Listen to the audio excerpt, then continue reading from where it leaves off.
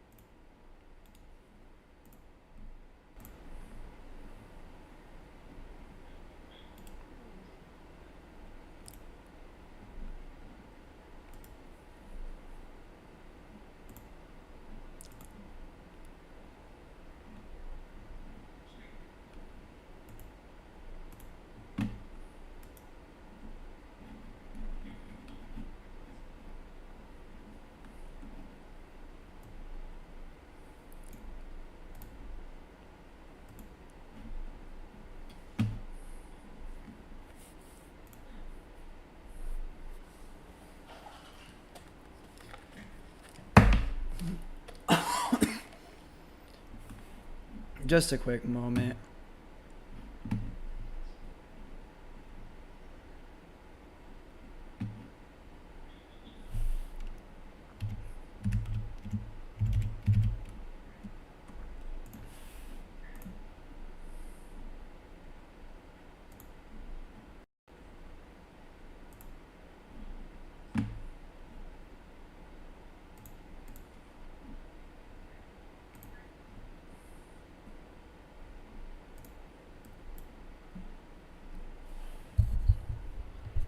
So,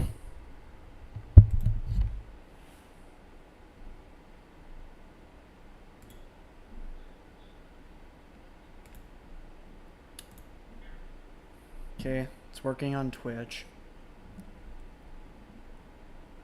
Even though it says I'm streaming for 2K20, which isn't right. I think I need to change that.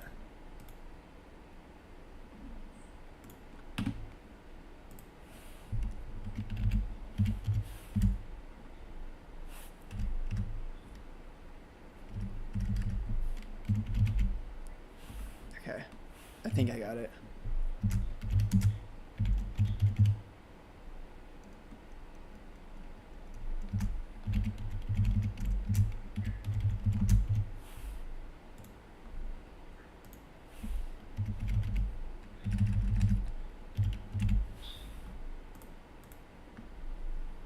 Alright. Did I fix it?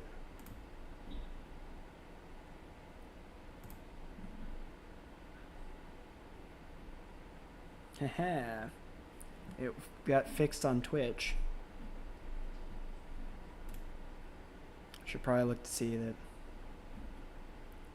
Okay, it says that somebody's watching. Who's watching?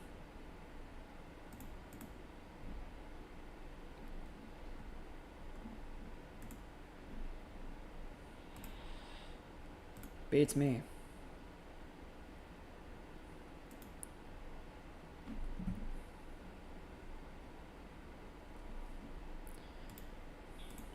Okay, I'm just gonna make sure it's working on my YouTube as well.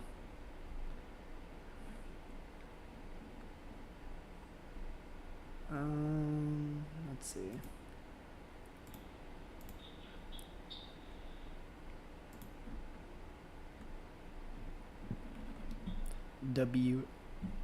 WMMA5.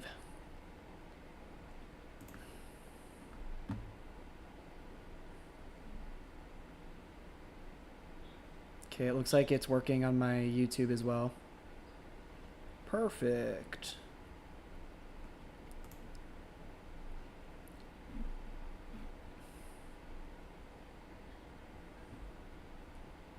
Means I'm figuring this shit out. Sort of. We're getting there.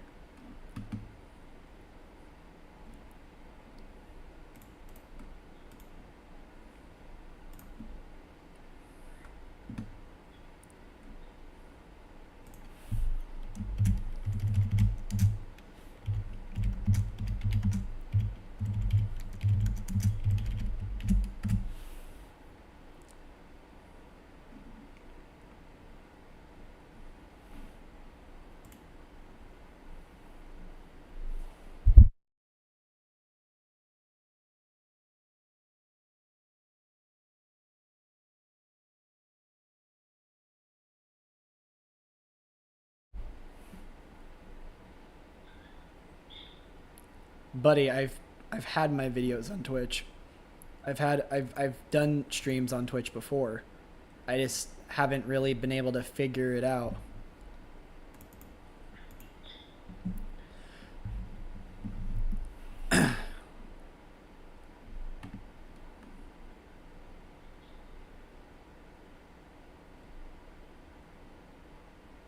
But now I finally figured it out. Oh wait, hold on. My my bathroom light's still on apparently. I'll be right back.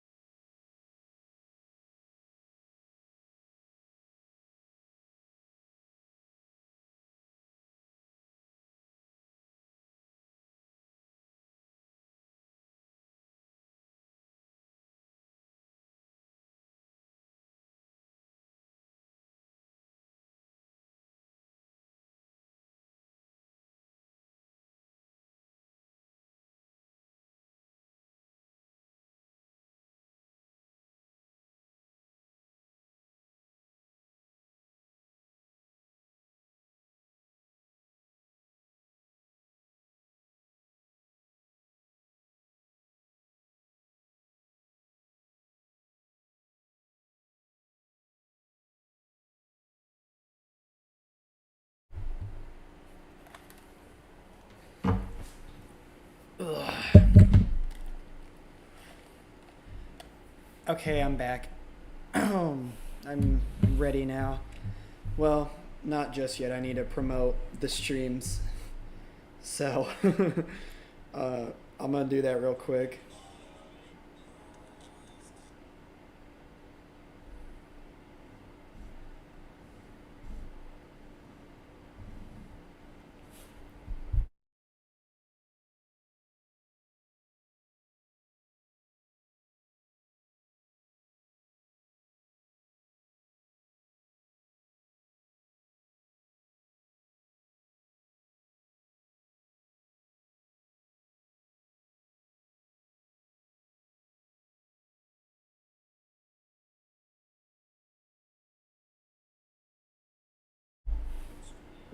All right, there we go.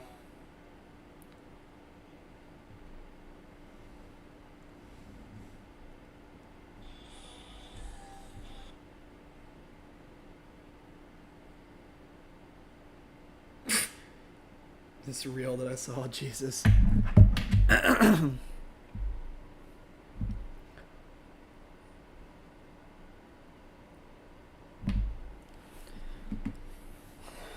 My goodness. All right.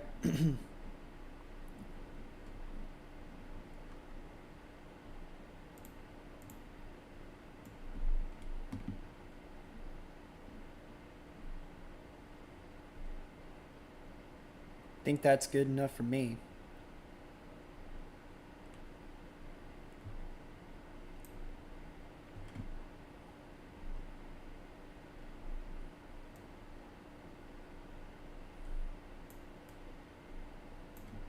It says there's 2 people watching on Twitch and YouTube right now.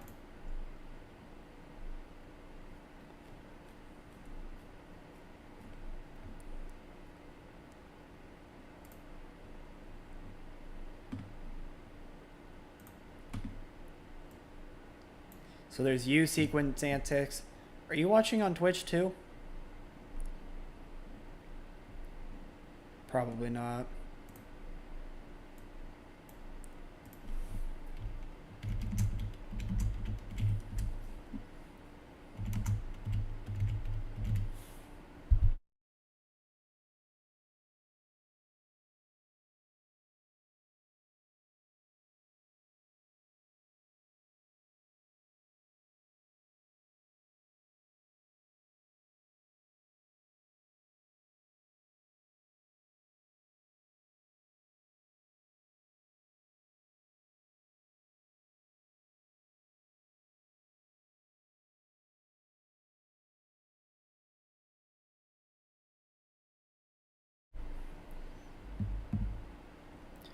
Yeah, you haven't used Twitch in a long time. Yeah, that's fair. Apparently, somebody named Mark is pretty okay followed me on, subscribed to me on YouTube a month ago.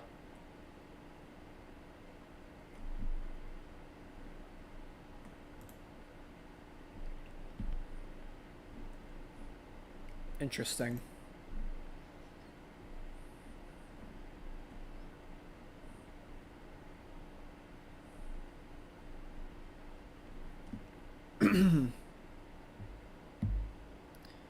Well, I'll unfreeze this in just a minute. I'm going to get to WMMA5 real quick.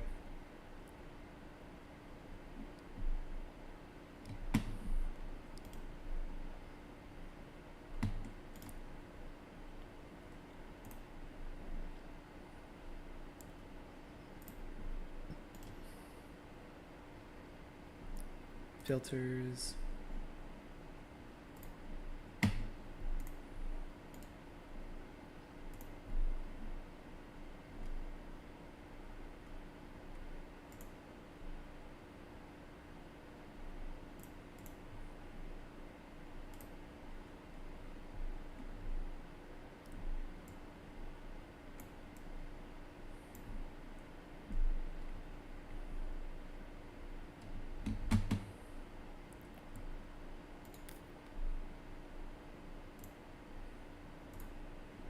There we go.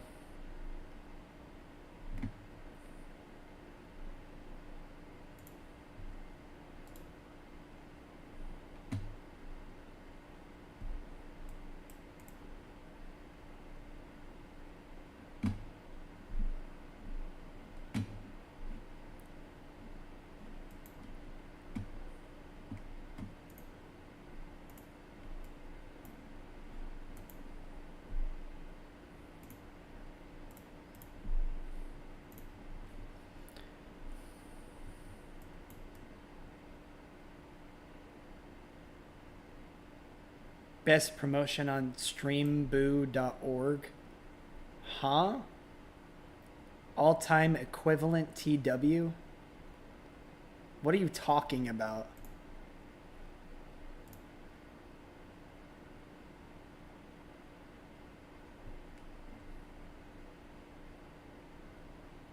Are you a bot? Tell me you're not a bot. Please.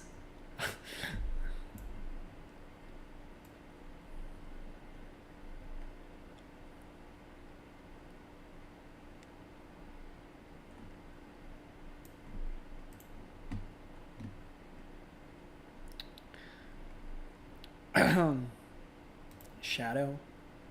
No. I should have figured this shit out before doing this stream. But here we are.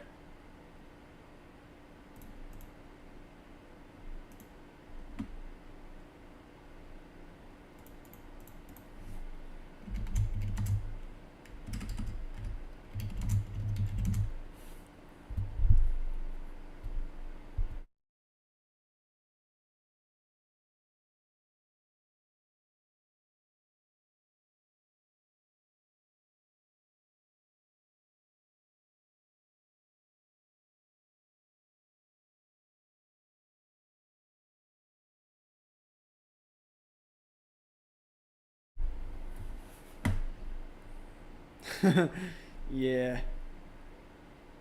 I don't know, man. I just live here.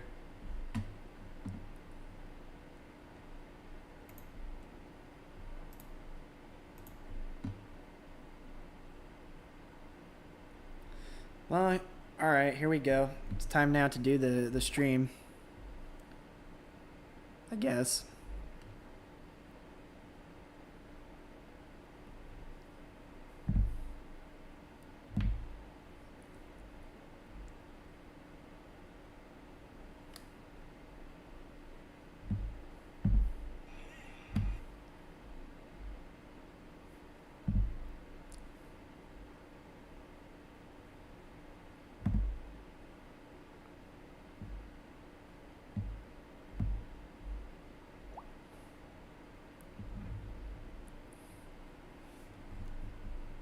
I still want to know if all-time equivalent TW is a real person or not.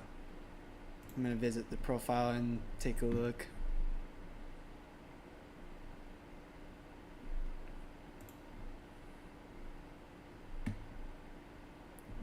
We don't know much about them, but we're sure all-time equivalent TW is great. Bro. Clips. Any clips? No clips found. Videos. I don't see any. No schedules. Nothing in the chat, I'm guessing. No.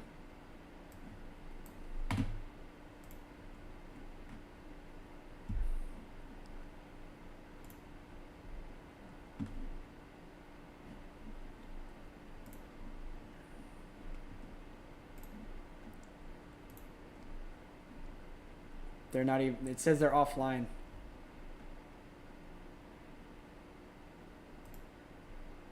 Maybe they are a bot, I don't fucking know.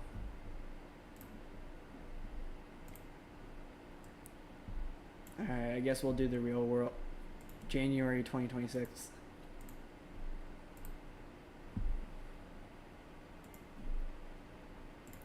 That is the real world, right?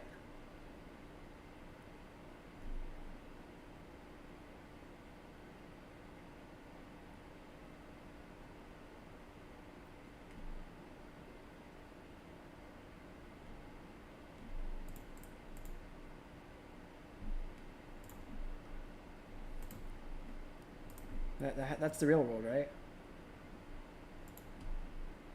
Yeah, it is. Okay, cool.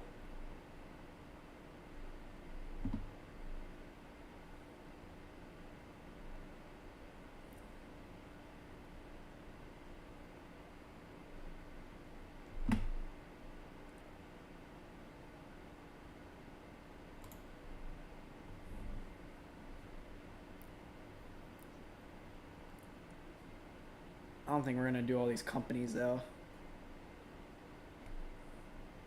So here's what we're gonna do.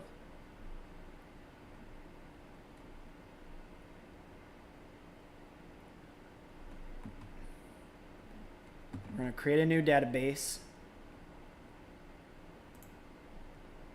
And it'll be called, let's go with, we'll go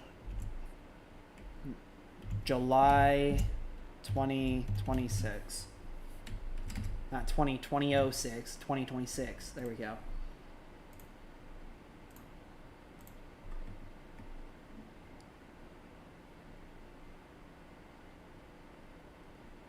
And then I'm going to freeze the screen for another second. I'm sorry, guys.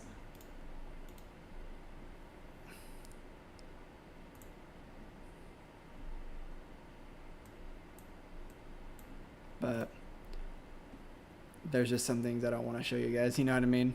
So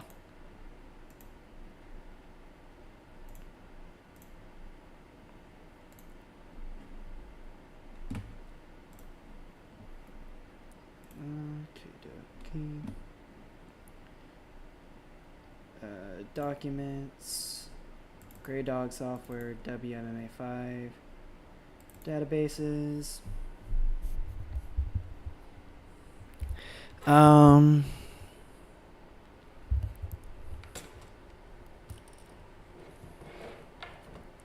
Moving my setup real quick.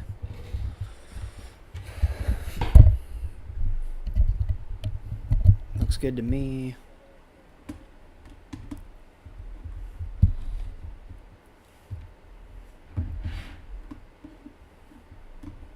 Still says there's 2 people watching for Twitch and 1 person on YouTube. I'm guessing Sequence Antics is the only person watching on YouTube.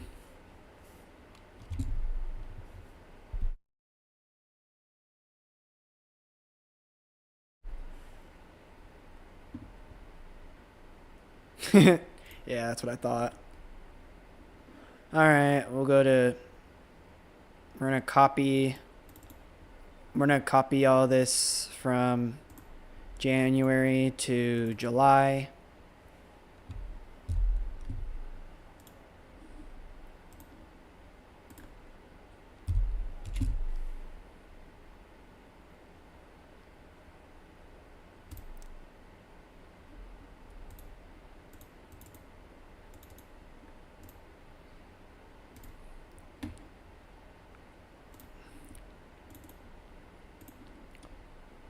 Okay, I'll remove the filter now.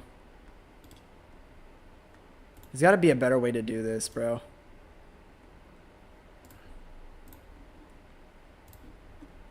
There's got to be a better way to do this shit.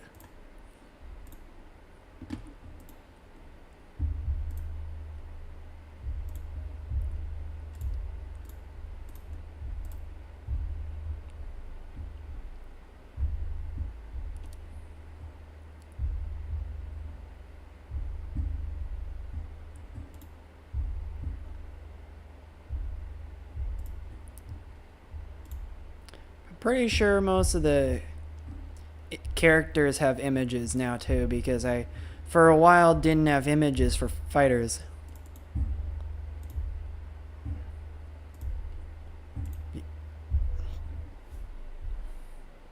Which was really annoying. But now I believe I have images for all the fighters.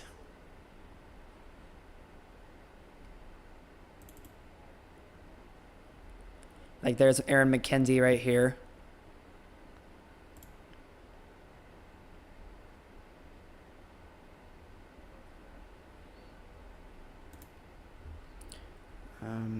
We're gonna mass delete a bunch of companies. I'm gonna search real quick. Let's see.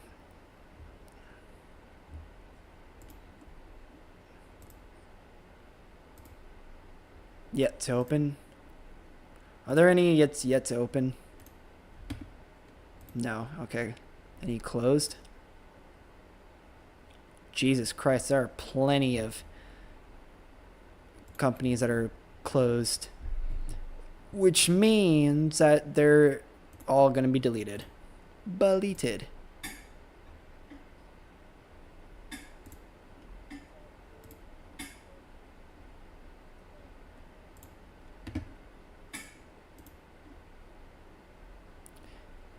Japan has deep and deep jewels. I think we'll just get rid of deep jewels and keep deep.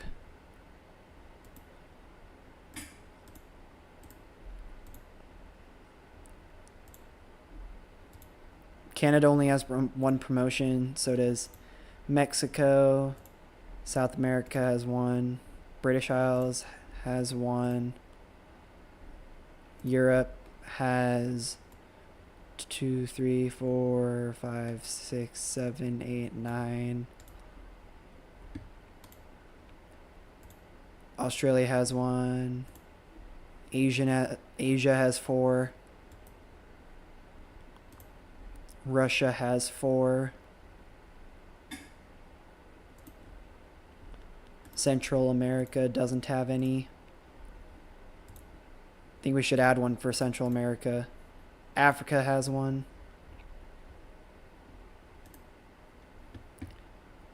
America has 7. I think we'll add a company for South America. Let's see. Are there any companies that exist in South America?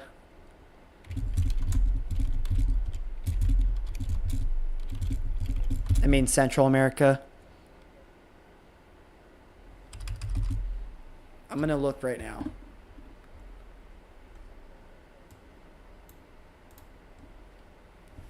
Are there any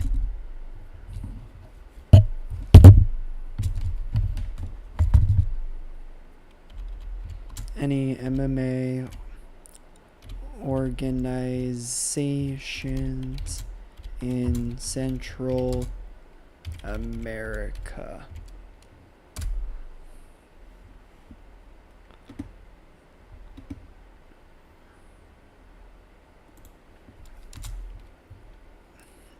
And how to add to WMMA5.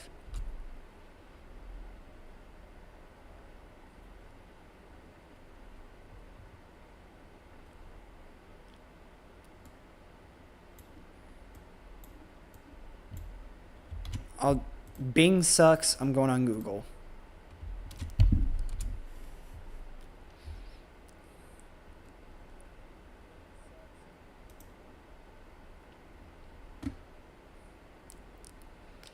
Liga Extreme MMA. Alright. Yeah, sure. Cool beans with me.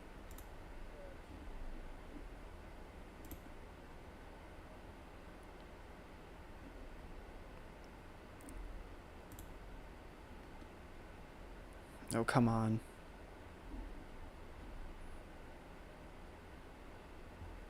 Are you freaking kidding me?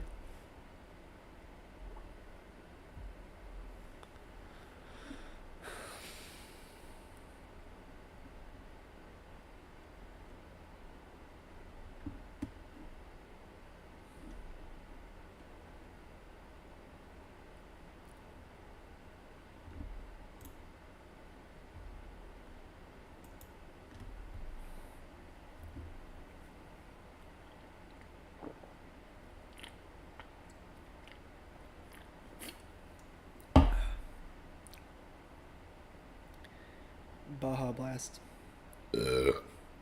Excuse me, sorry about that.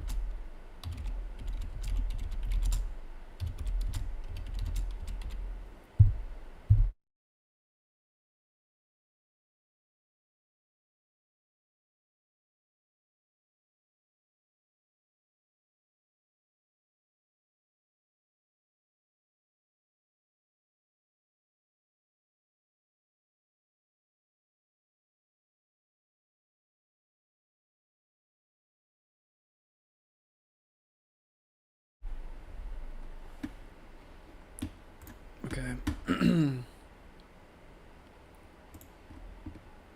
Liga Extreme.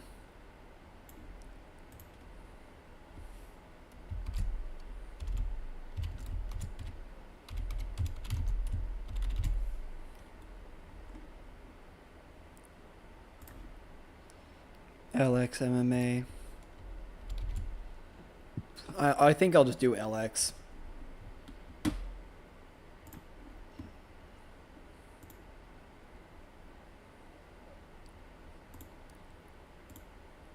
Caribbean. Finances will be 100,000.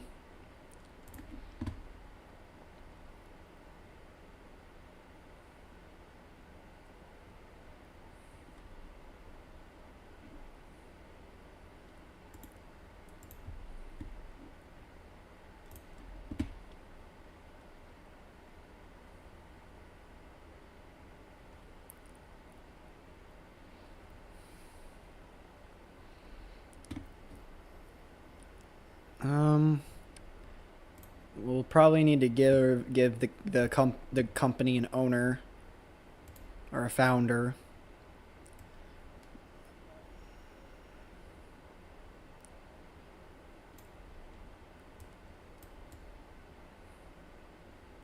Wouldn't it be crazy if we just gave it to someone like Nate Diaz or some shit like that?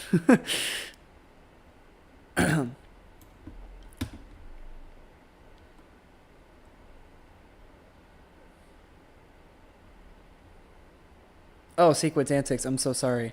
I don't know how long that comment's been there. It says, I don't think so, and I'm pretty good. What about you, and do you know if there are any updates? I don't even know why I made that comment on any updates on WMMA6. So, but I was supposed to have a dentist appointment yesterday, but that got canceled. But otherwise, I'm doing pretty good.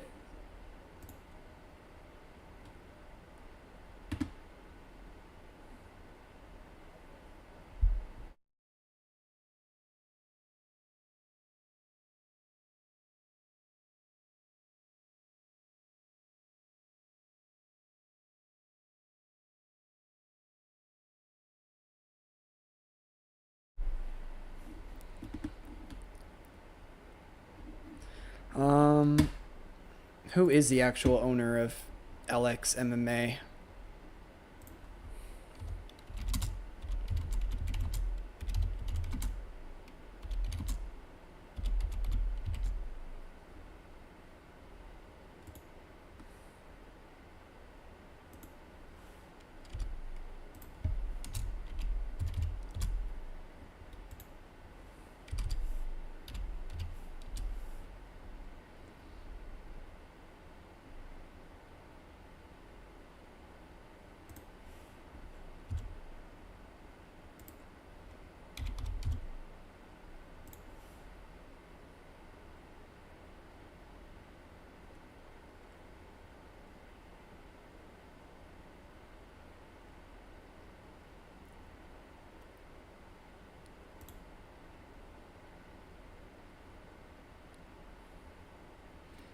Damn, it's such a small promotion.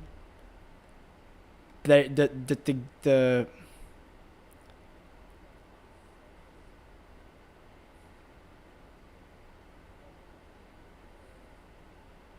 the uh there's nobody known that owns the promotion.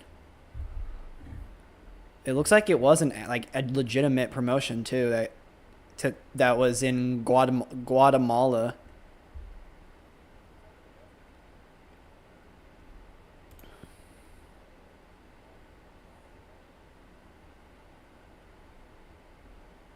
Oh, it's unavailable.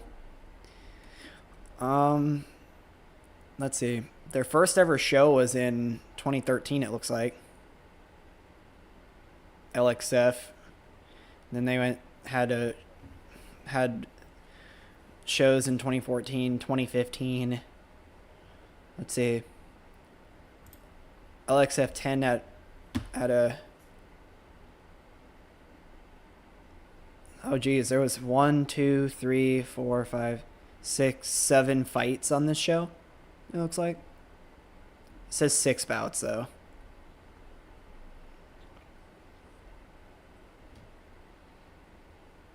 They were pro MMA bouts.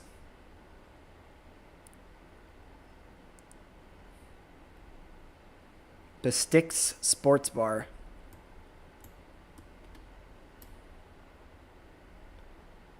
Oh, it doesn't even exist anymore.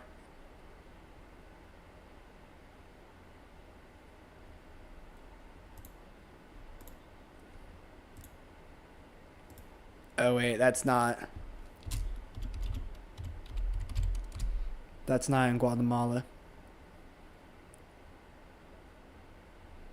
Here it is.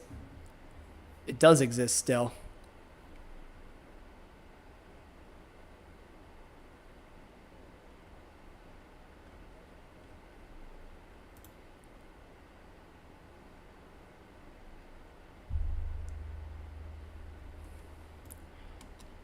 Capacity.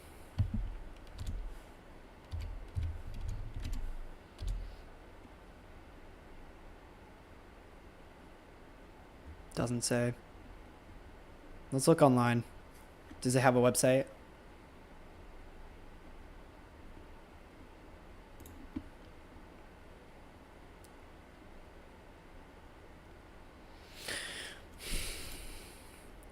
It doesn't say.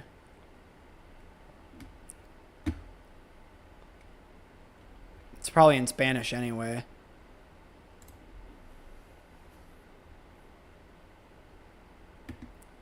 Oh, I'm so sorry. Do I know of any updates? I don't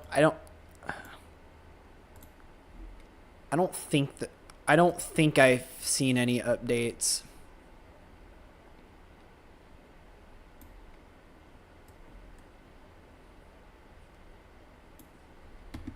I could be wrong though. There might be an update going on. I could be wrong. But let's take a look right now actually.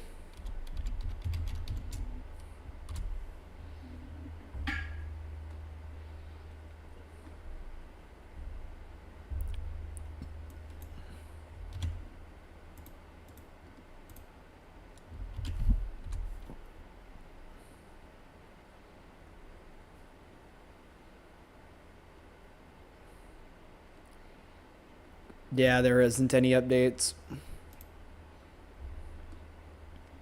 Well, LXMMA is going to have a new owner.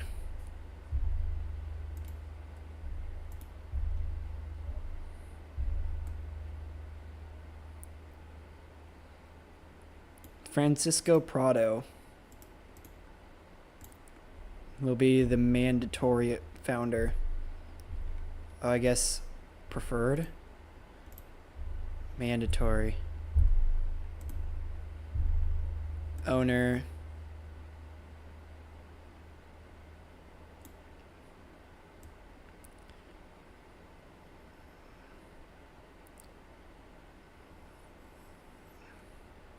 Find some Jose guy. Jose Barrios Vargas for our owner.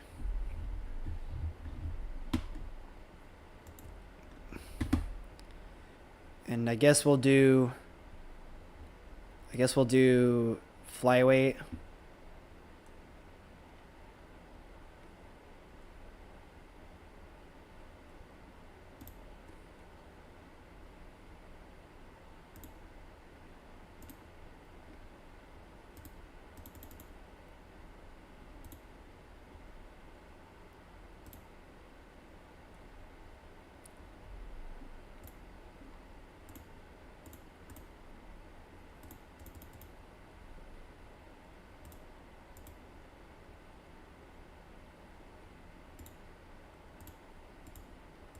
Delete? Huh? That's weird. I don't know, man. That's fucking weird. Female flyweight too, I guess.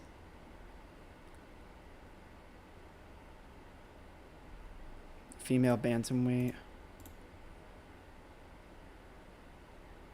Then lightweight for the men.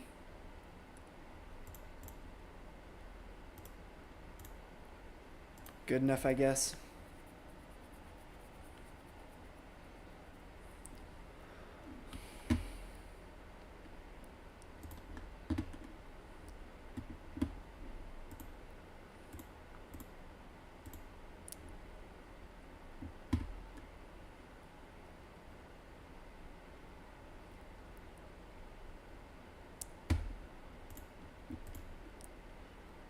Works for me.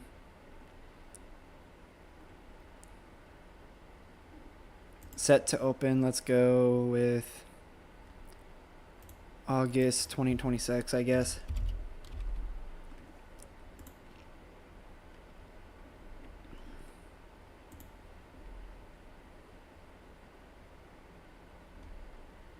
And then we can look to Central America. And it's there now. Perfect.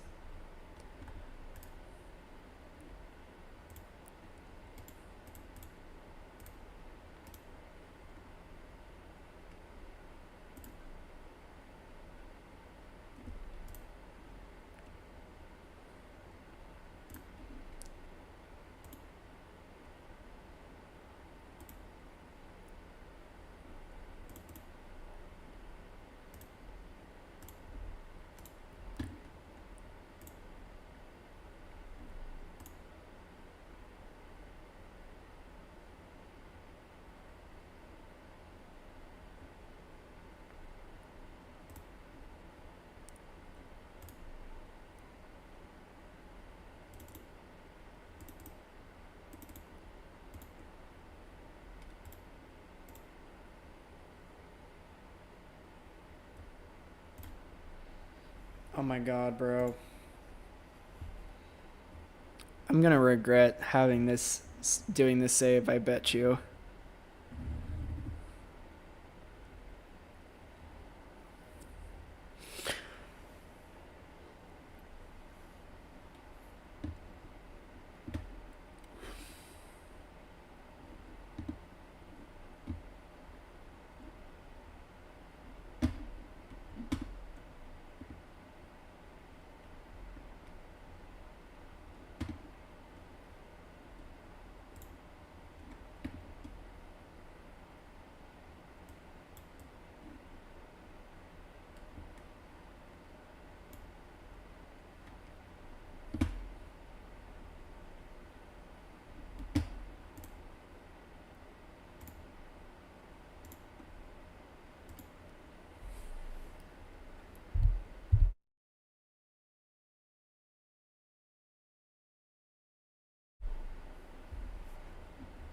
Yeah, it does suck.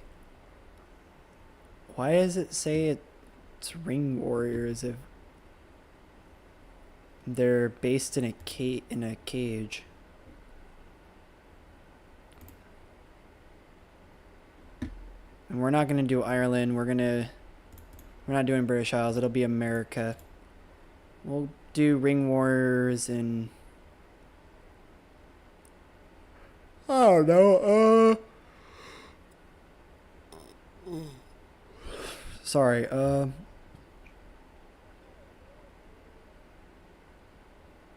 New York.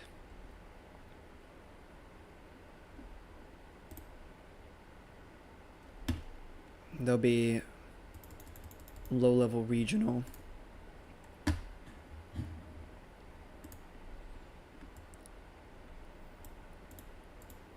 We'll change the weight classes later. And I think it's only fair that we give ourselves some exclusive fighters. So,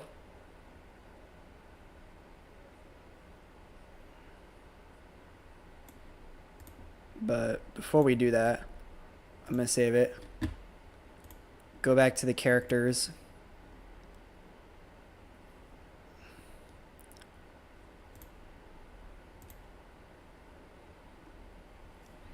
And just do a think I'm decluttering.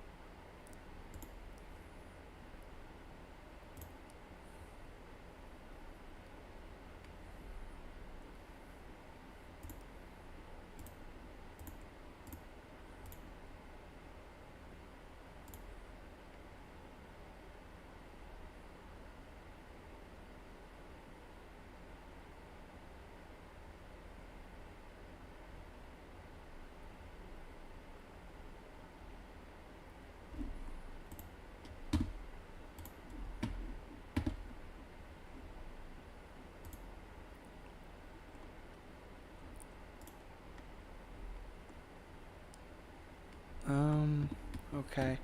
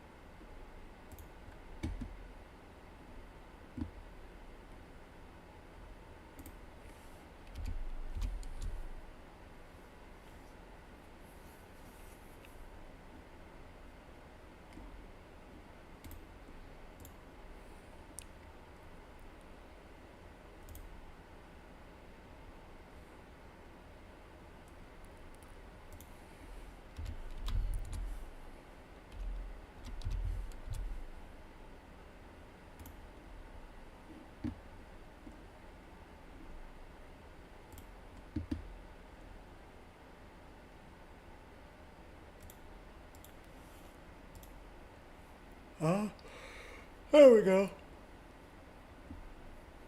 Okay.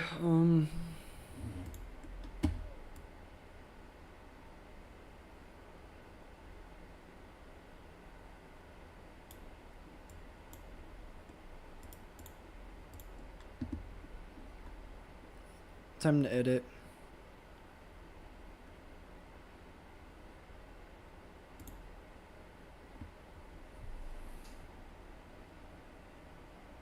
Maybe I should remove more of the companies. If it's gonna take this fucking long to load.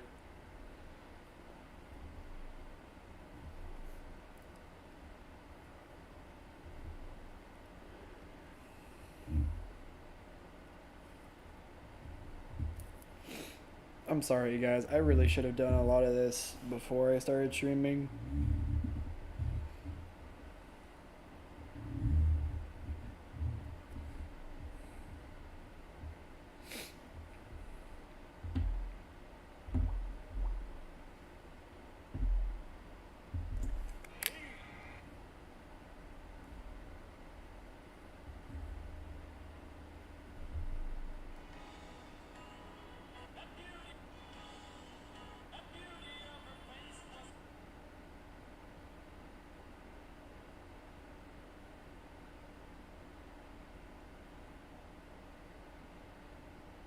Would you look at that? Andrade Alito is wrestling Jake Doyle July 15th.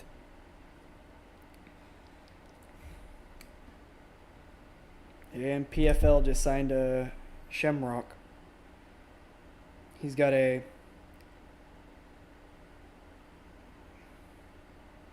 says he's got a multi-fight deal with the PFL.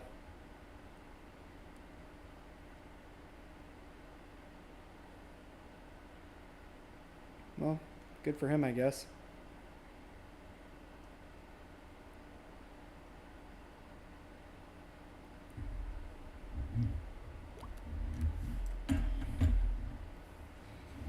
Sorry, just looking at some of the stuff going on there. Ring Warriors. Good old Ring Warriors.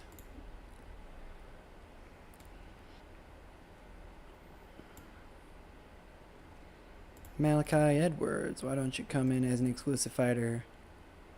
James Lynch, come in as an exclusive fighter.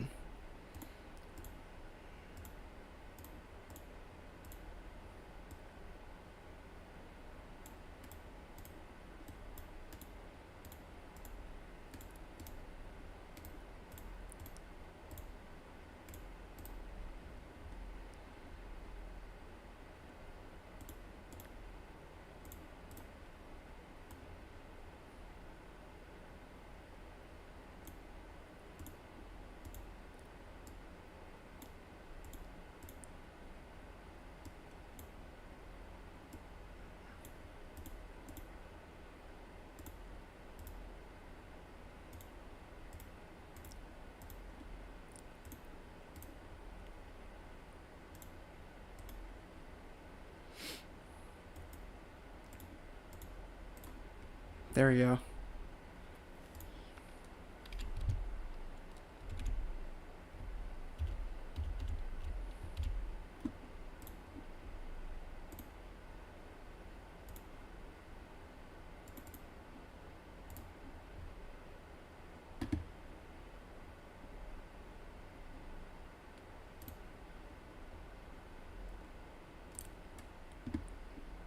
We'll do numerically.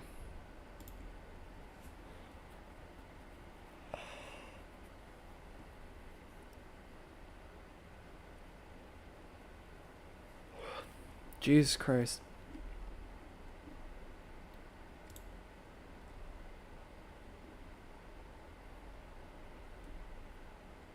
Mass delete. Search.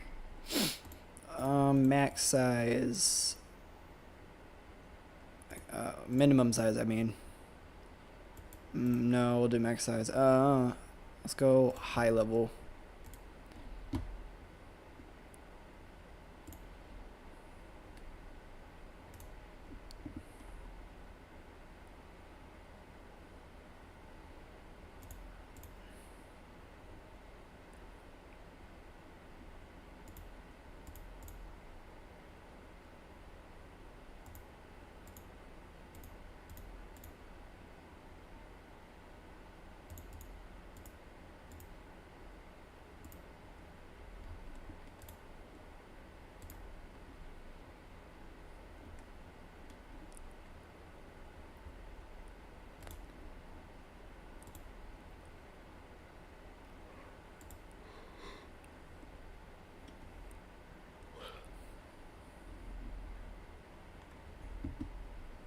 I think Night Rift went away.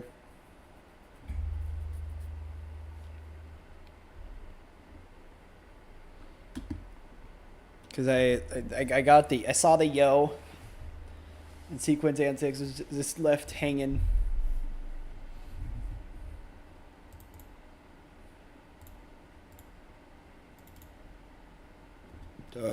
Excuse me.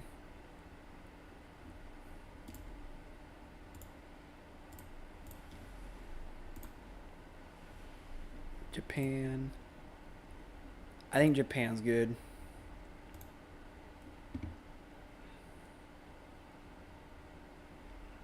We'll get rid of Deep too, actually. That way it'll just be Pancrase, Ryzen, and Shudo.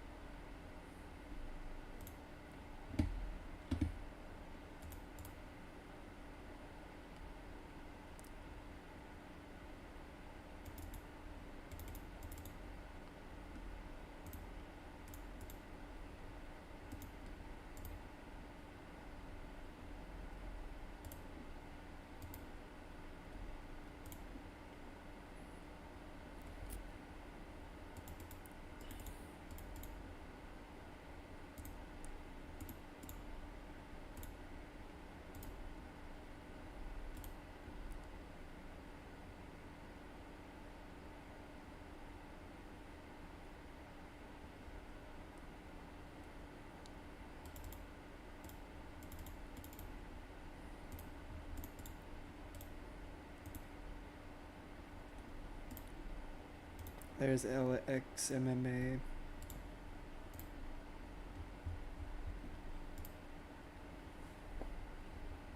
I think that's better. I think I'll need to change up Michael Chandler too, though, because he's already signed with the UFC.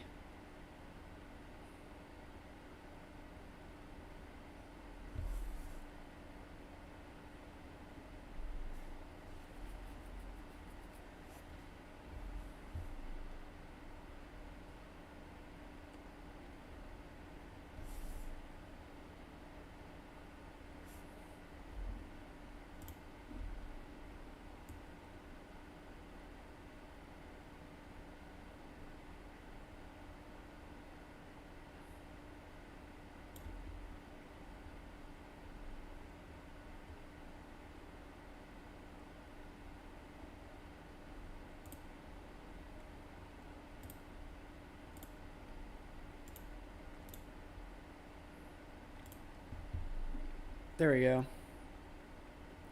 Will the game allow me to go to July of this year? Guess we'll find out.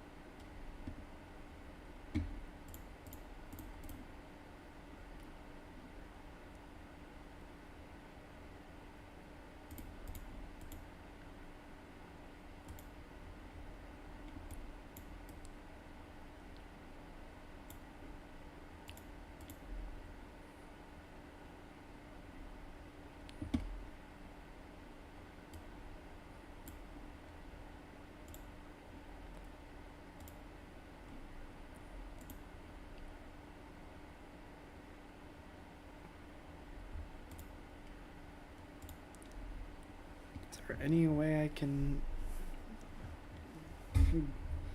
do that from one region and then just move on to the next region?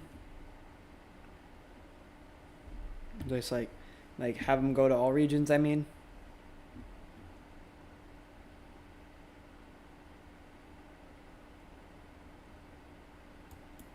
I don't think there is. I don't think there's any way to do that. Which sucks, but it's whatever.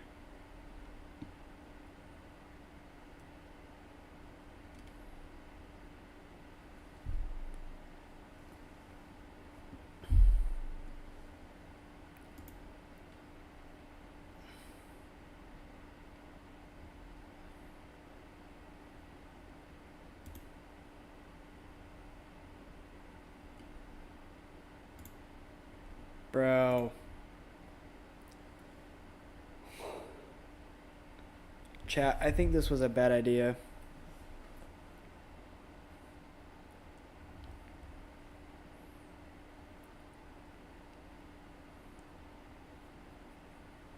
Should I just do a different database altogether? Well, I've already gone this far. Why would I do that if I've already been doing this stream for who knows how long now?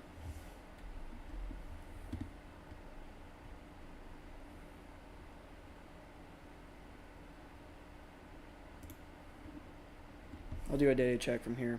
See how everything looks.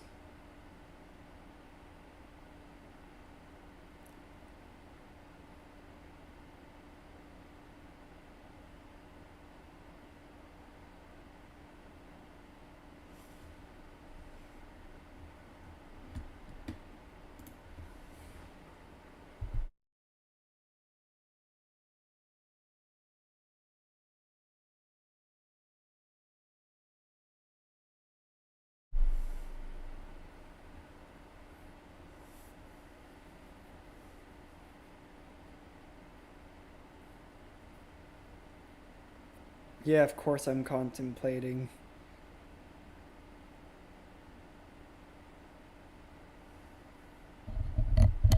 I'm always contemplating, it feels like, with myself.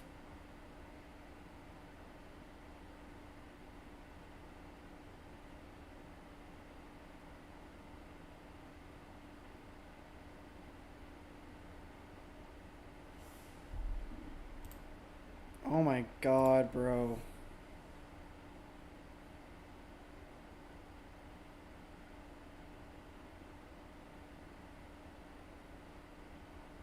This dumbass game.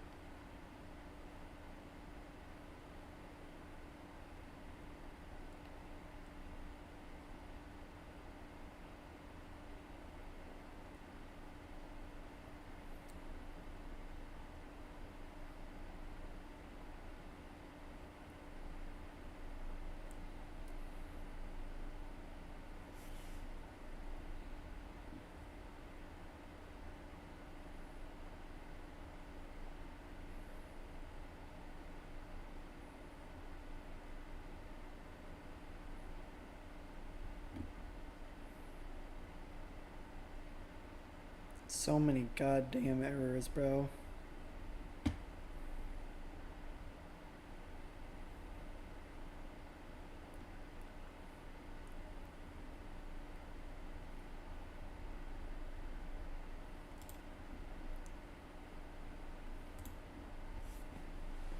Seems like a bunch of stuff was edited by the game itself, though, already. So let's see what all I really actually need to look at.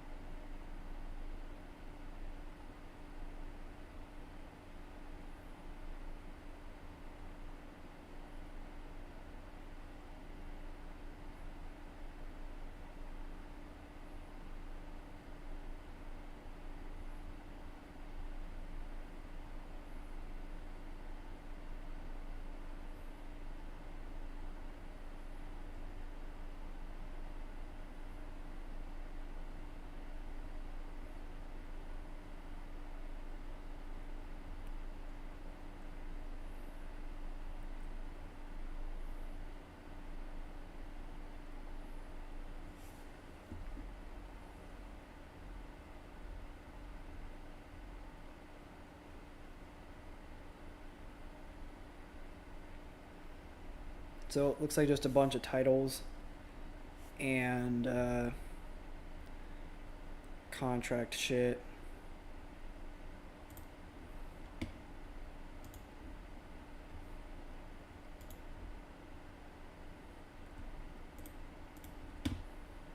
Okay, search. Well, what's it?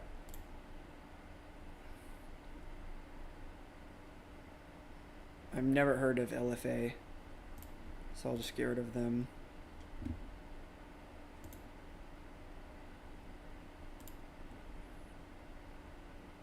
I'll get rid of FFC and Invicta.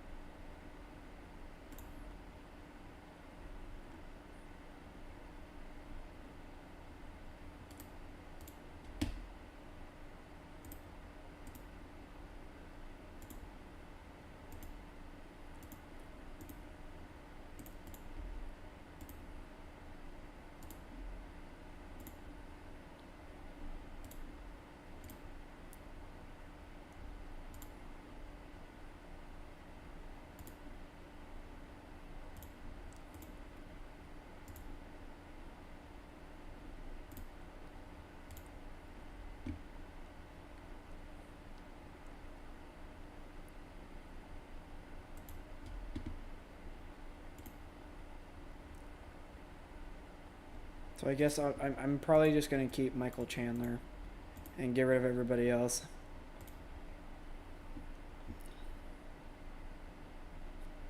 Contract-wise with Ring Warriors.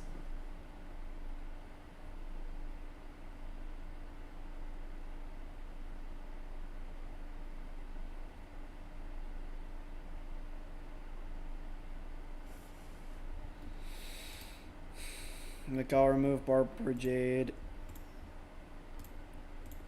All these other people.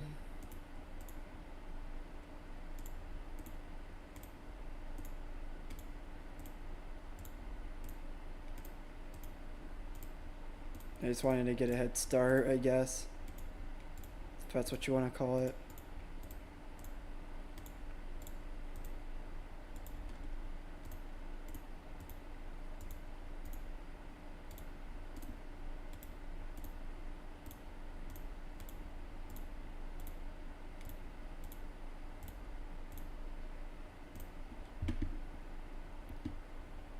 Also,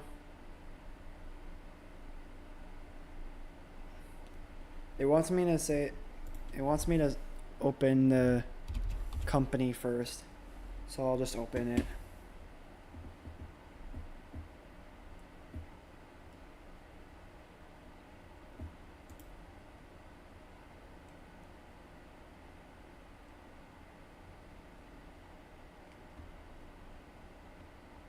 What about,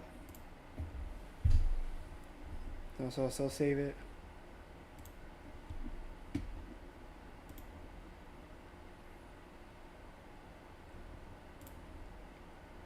It was saying something about LXMMA too. How it had an owner, but was not set to open yet.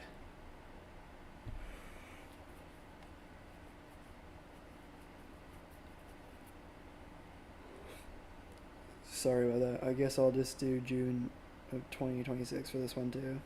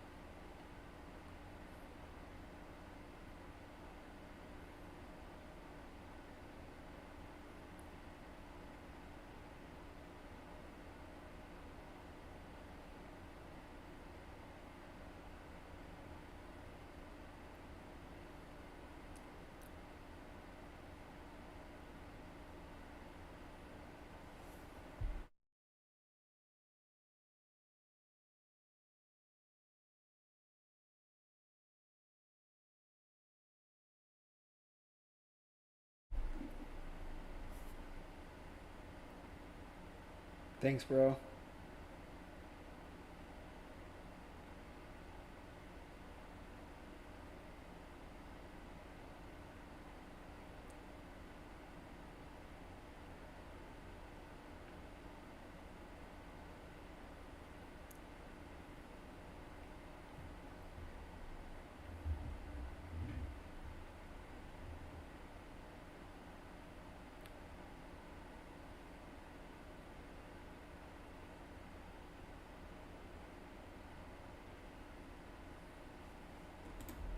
We're gonna be here a while, aren't we?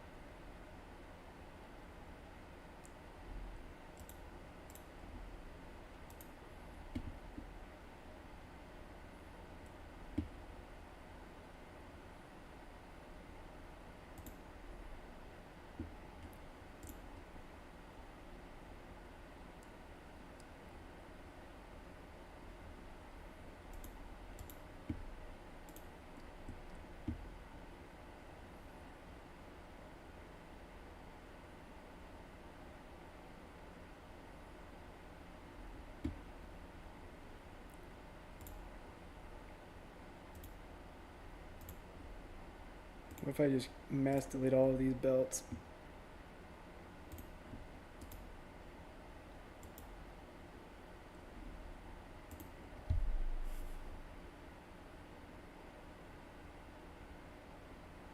I'm sure the AI will probably recreate the belts, so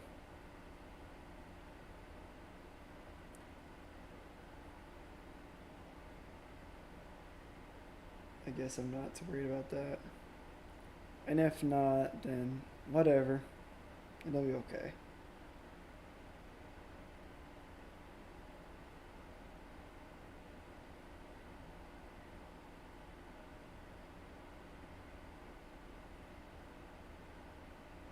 Still says 2 people are watching on Twitch and that 1 person's watching on YouTube.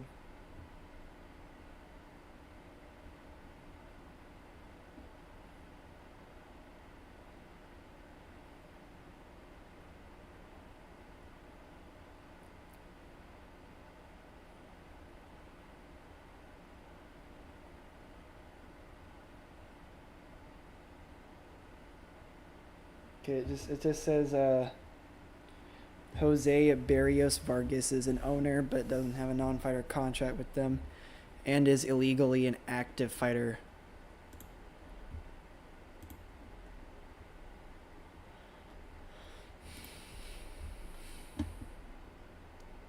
So I guess I have to change that up too.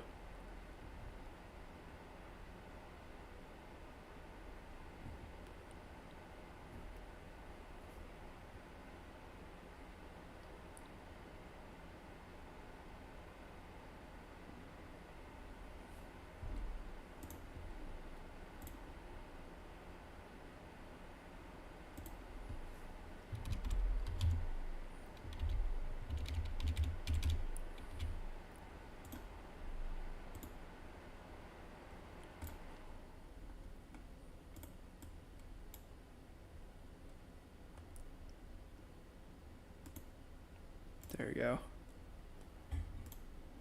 And now I gotta make sure Jose is not an active fighter.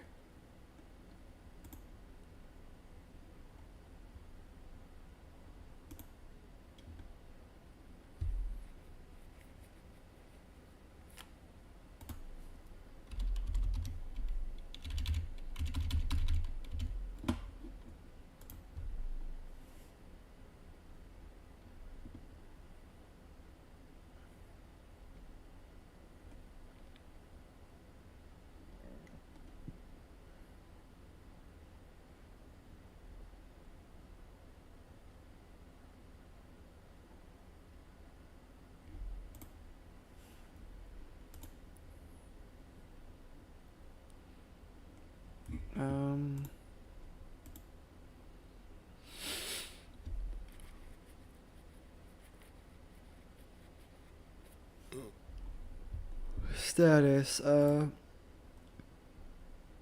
Retired fighter.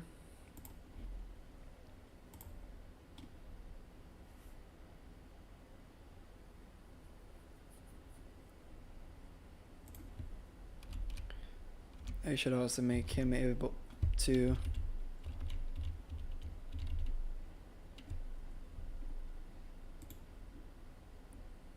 I should make him be able to be a decent businessman too.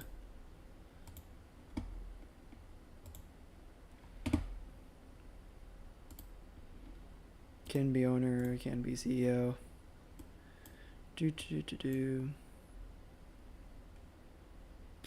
Central America.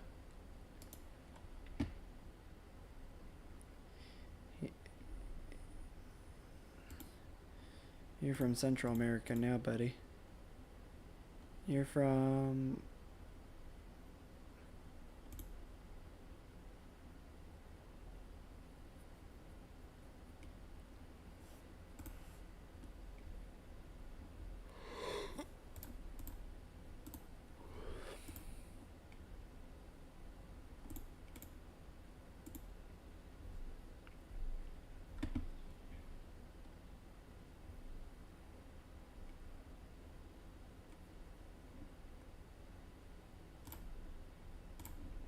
Alright, data check.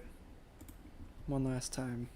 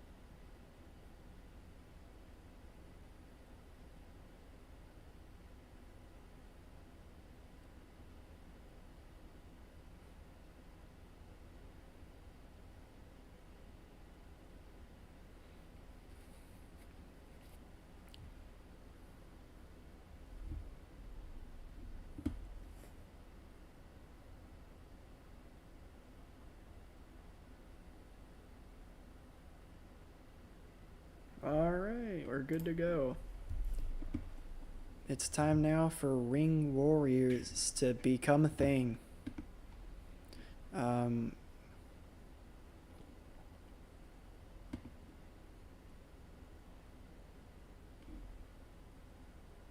Do the companies have images? Does UFC have an image? A logo, I mean.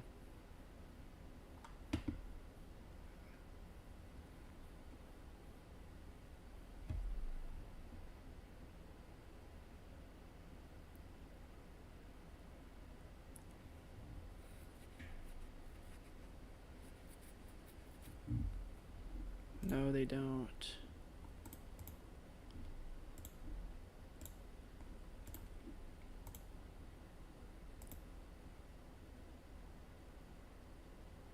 Because they use the real world's picture folder.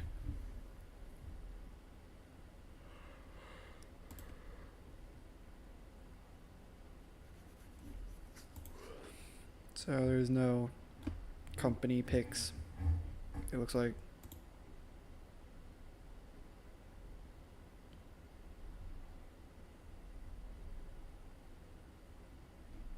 That's okay.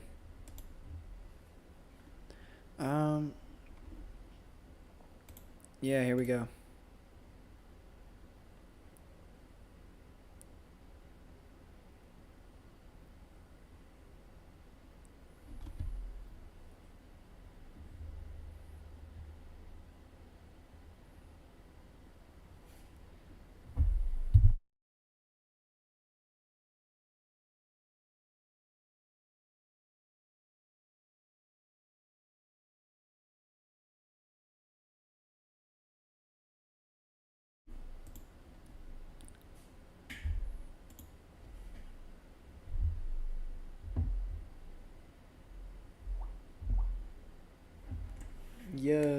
Let's do this.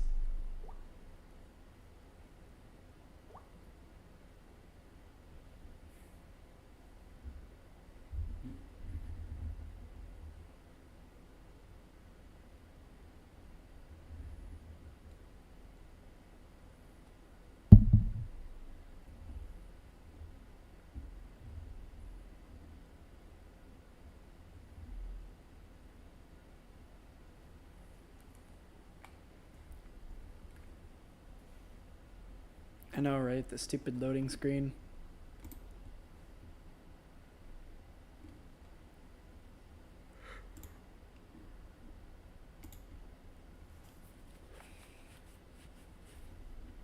The loading screen wants to be stupid.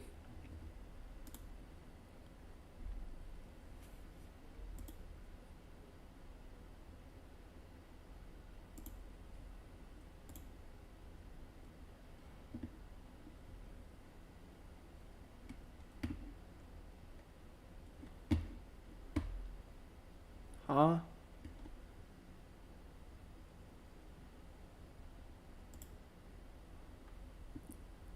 What does that mean?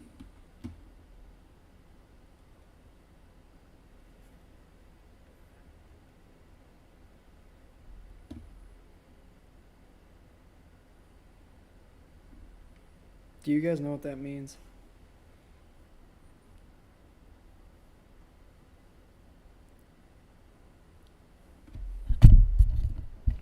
Is there anybody out there that knows what that means?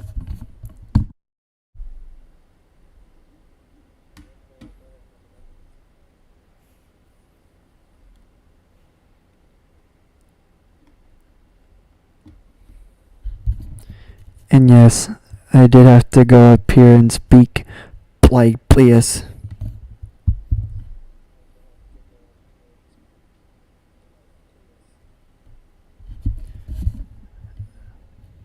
This is a certified hood classic.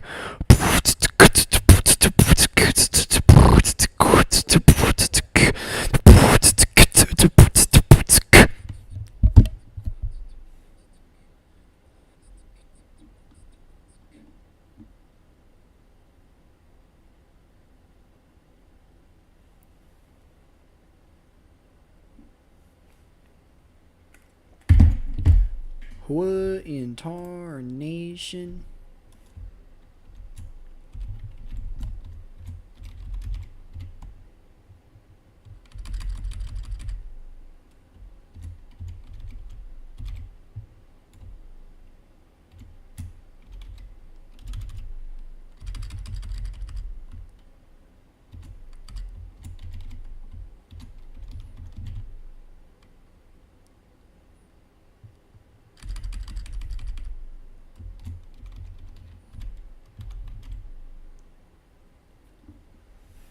Ring streaming, I guess.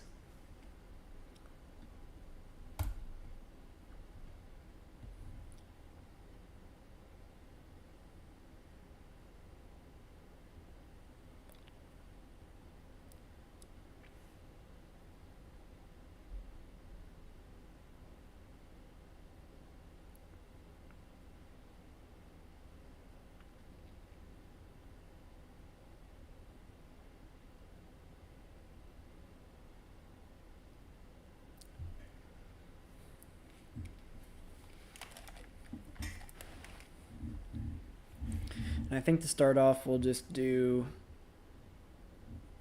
a couple of different weight classes.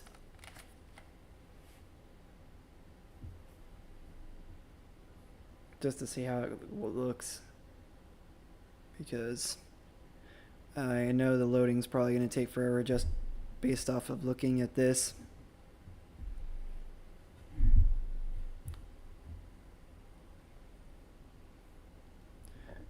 Well, it looks like it's now 2 people watching on Twitch and 2 people watching on YouTube.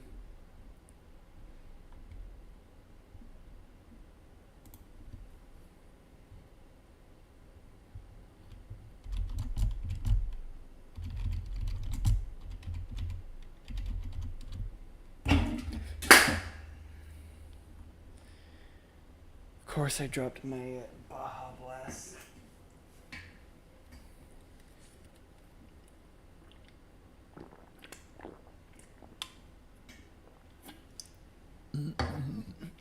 Excuse me.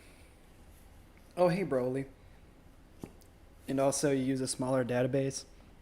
That's not a bad idea. However, I wanted to use the real world database because I haven't really messed with it.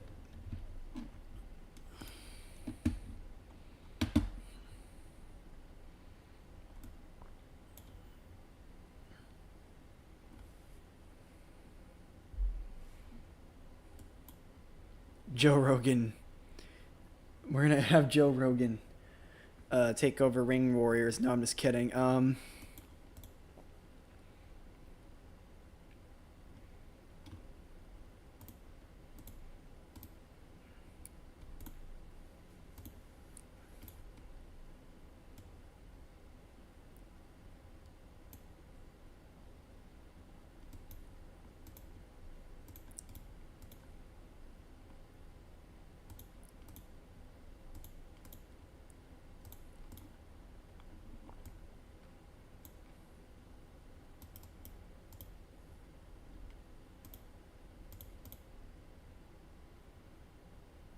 I know who I should do.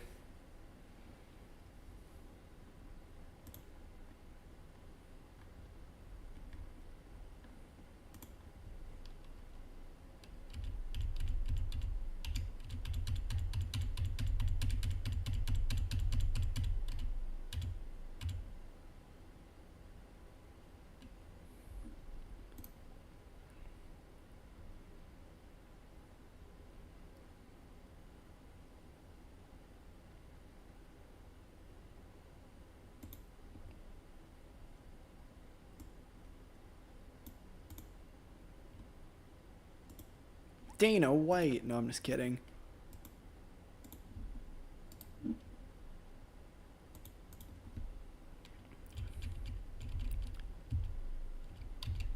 Megan Olivey, I guess. She's under contract with UFC. Never mind. Caroline Pierce.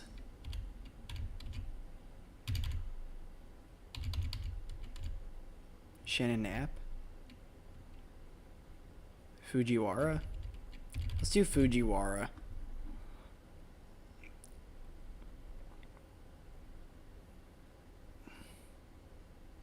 Owner reputation will be greatest.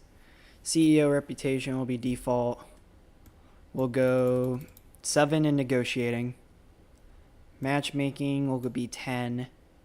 Promotion will be 10. And Silver Tongue will be 3. Actually, just because I like even numbers, negotiating will be 8 and Silver Tongue will be 2.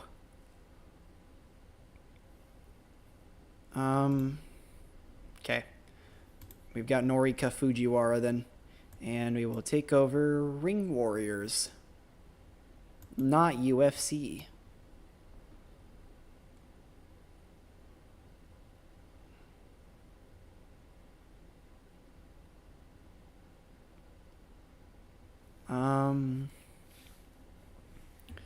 And we'll, of course, be playing as owner and CEO.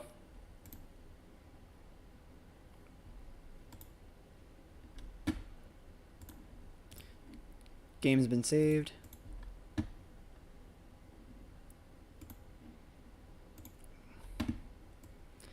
And we're gonna remove the light heavyweights division for right now. And then the welterweight and featherweight. And for the females, we'll do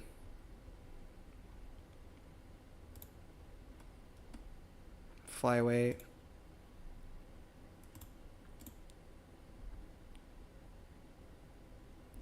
featherweight, and atomweight, I guess.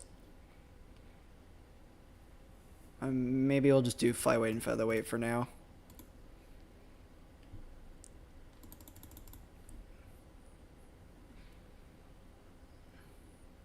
Have the fine at 20%.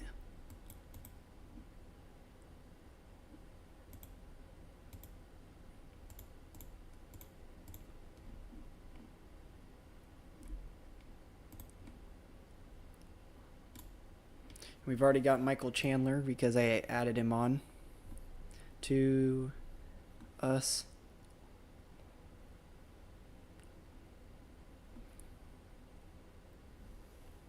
I know he's 40. He's probably going to end up retiring soon anyway. So it doesn't really matter.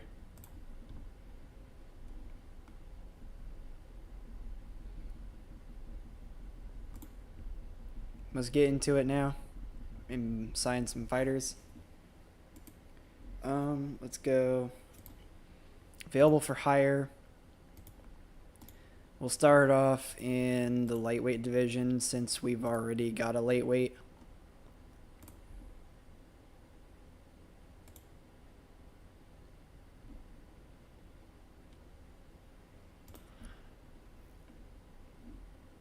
Max age will be 30.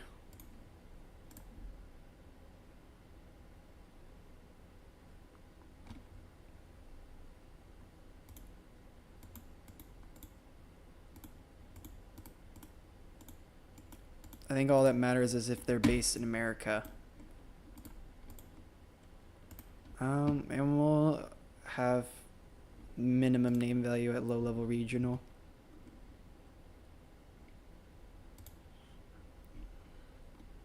In America.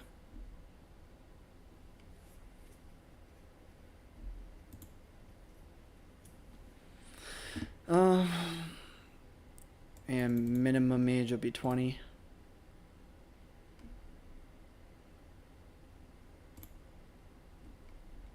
$22 actually.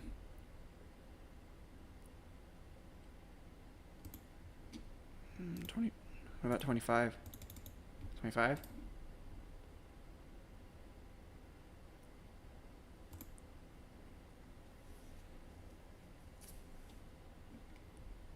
$24?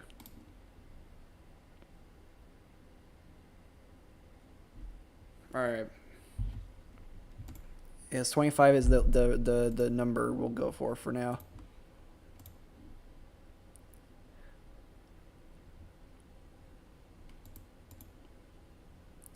Tyler Grimsley. It's 10-0. So we'll bring him in. 4-0 to Tedrick Macklin. Steve Collins, 6-0. Stanley is 4-0. 5-0 is Sahib Jackson. Sage Northcutt, 12-3. 7-0 Ryan Hoover. Robert Varicchio.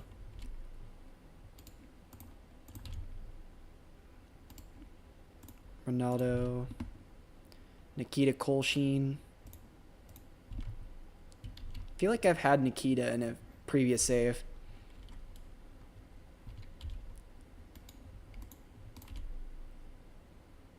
Marshall Kemp. Malik Lewis.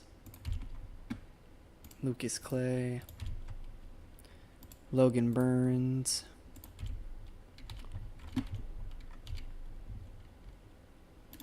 Keston McLean.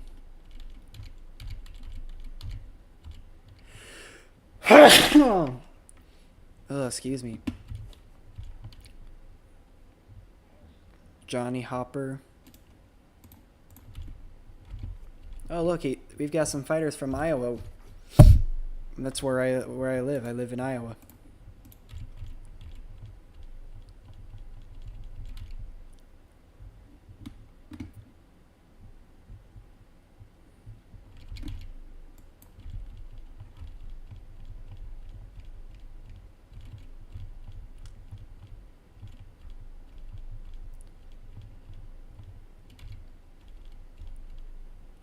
Texas. Bobby Lee is not necessarily the greatest fighter out there, but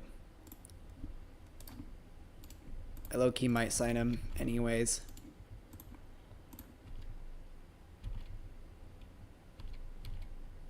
Or at least try to. Alright, I think that's good for lightweights.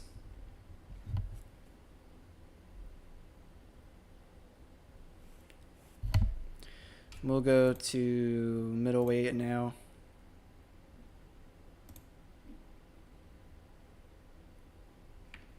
Okay, there's a lot less options for middleweight. I also don't want fighters to be generated.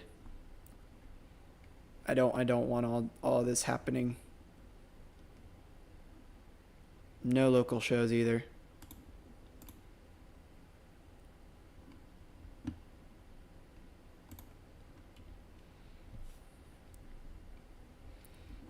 AJ Hotchkins. Brandon Holmes. Danny Barlow. Eric Fimbraze. Guram Gochashvili. Leon Shabazyan. Nick Galanti. Nick Maximov. Reeves Davis Jr. Theo Haig. Trent Miller. Vi Woodburn. Yuri Panfarov.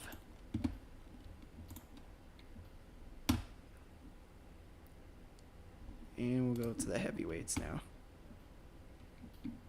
Not a whole lot of heavyweights either. I'm a little surprised by that.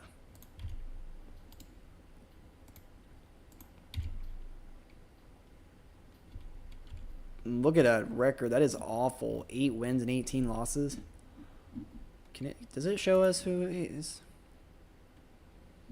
fight history is? It doesn't show.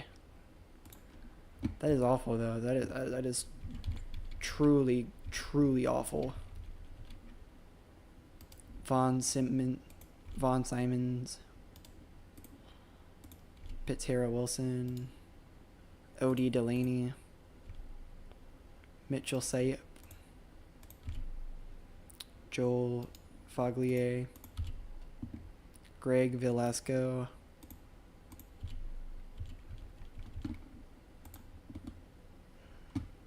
I'll bring it down a little bit in the age.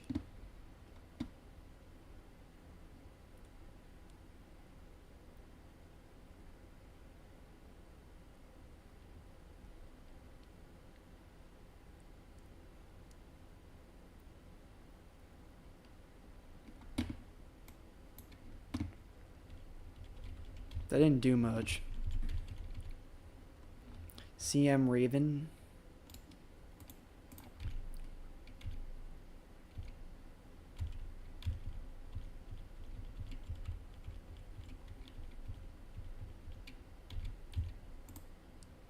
Yeah, I didn't do much. What about 20?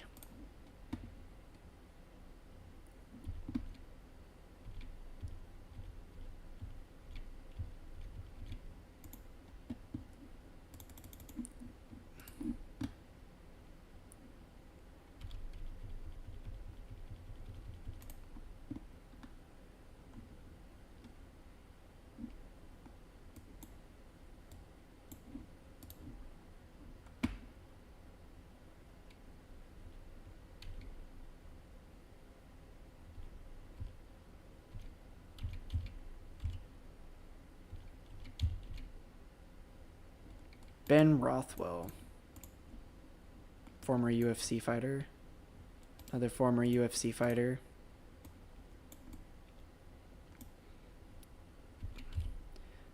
Jesus Christ, Tony Lopez at 52.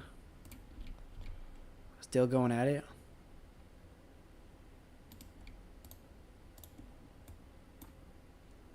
Sean Teed.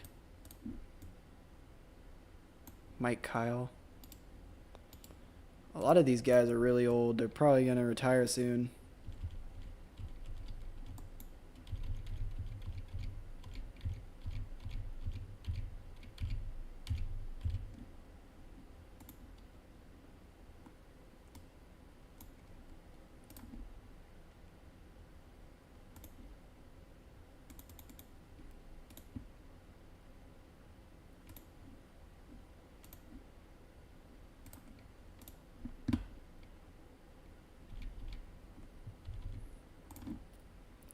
Well, that might have to do it for our heavyweights for now, at least.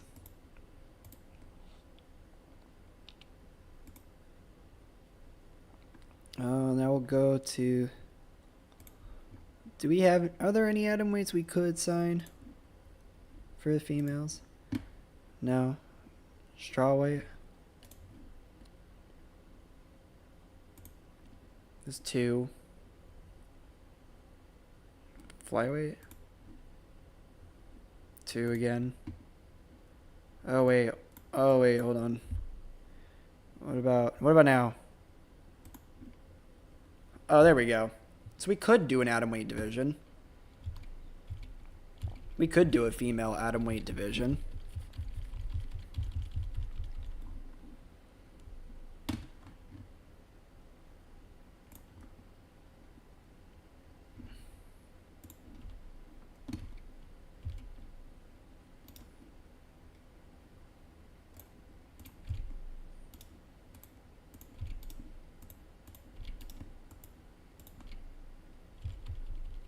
Some of these fighters have terrible records, but sometimes at this moment, we're just trying to book fighters that can give us a semi-solid fight card. So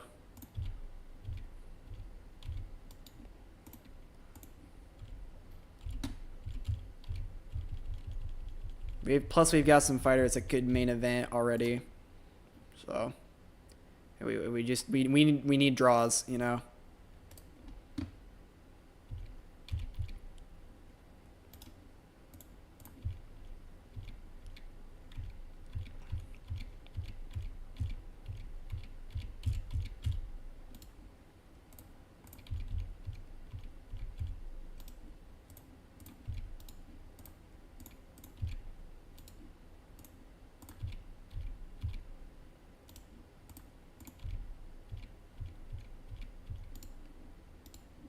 Zoe Nowicki. We'll bring in Aline Pereira.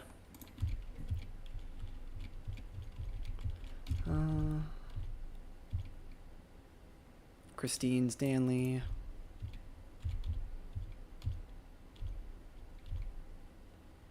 Heather Hardy.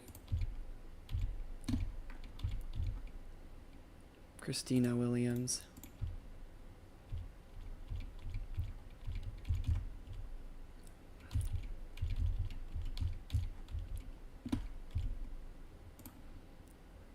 That'll have to be good enough for now. Then we'll go to the featherweight division.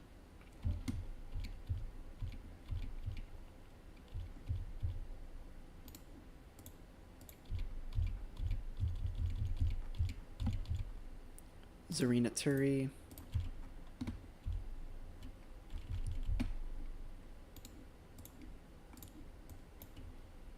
Amanda Bell. Oh, there's some world-ranked featherweights we could bring in.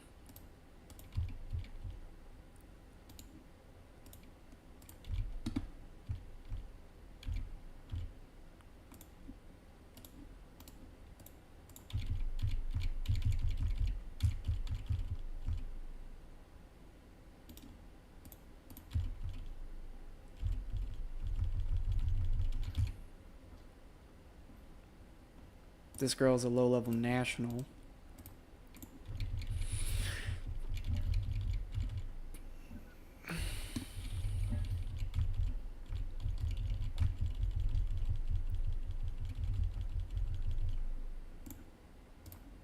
Alright. So yeah, we could do a female atom weight division too.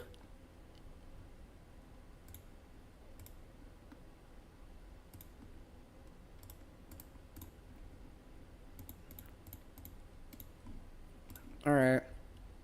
Looks good to me. Probably should have done something to make it where it's like...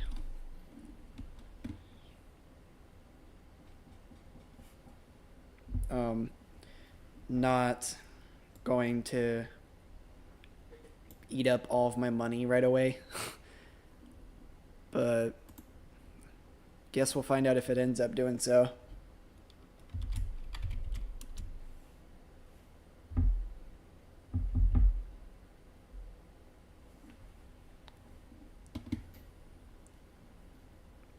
I'm glad Broly and Sequence Antics think it's funny.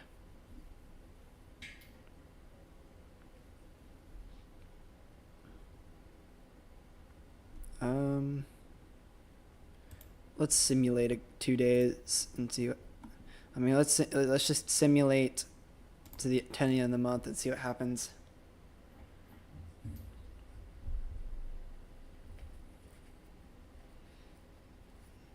See how many fighters will actually end up signing for us.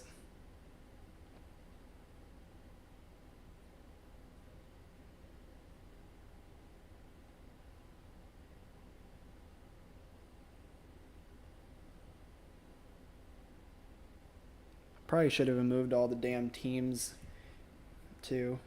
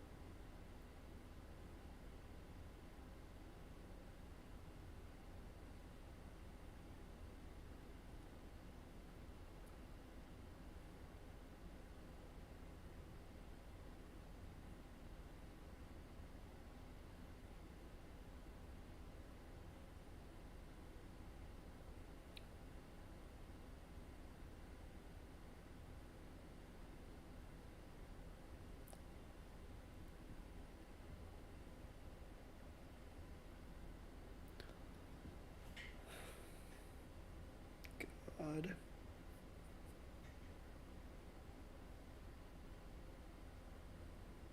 This is why I don't do the modern world, the real world modern database. Because it takes forever to load.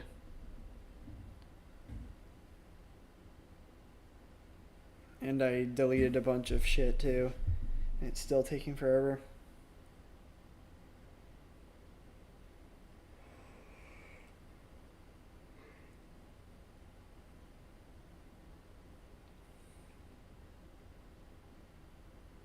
But I wanted to do something with the real world database. Even if I don't do very many streams, I just wanted to do a couple of streams with this database.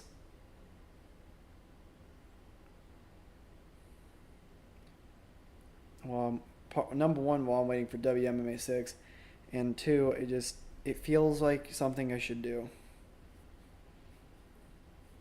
So yes, I will be doing another stream of this database. I want to do one show before I end the stream and decide to finally go to bed, but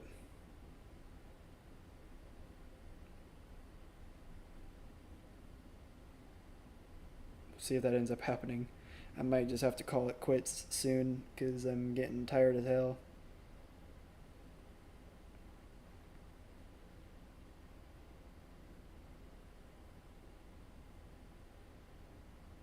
You know what? While I'm waiting for that to load, I think I'm gonna go grab another drink and clean up the mess I made. So I'll be right back, guys.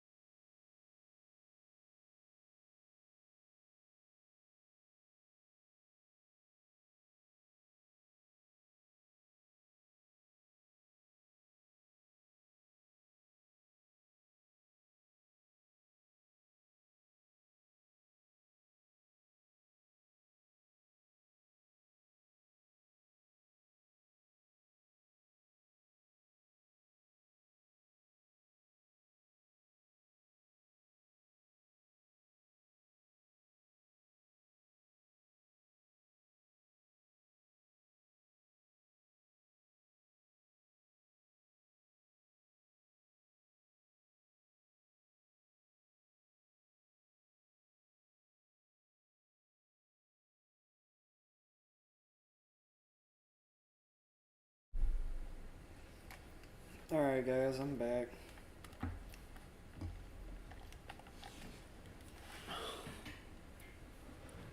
I went to grab a Monster and I cleaned up my mess, and I'm gonna put on some socks now.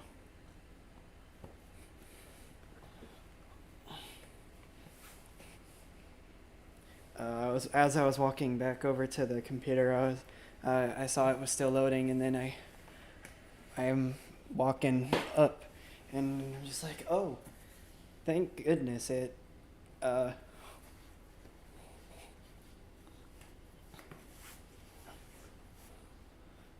it went on for me instead. I didn't have to wait too crazy long. Also, I got a new chair, and I love it. Apparently, One Championship has been signing a bunch of people. Unified MMA signed Nate Diaz. Good for that. Good for them, I guess.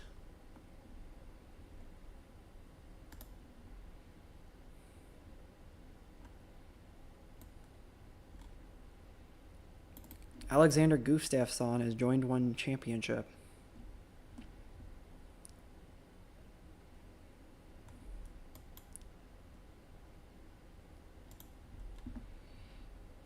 He's based in Europe anyway, but and he's signed to One now. Apparently his last fight was July 2022. So that would have been like what, 4 years ago. Carlos Petruzella. Jungle Fight's been citing some fighters. Good for them.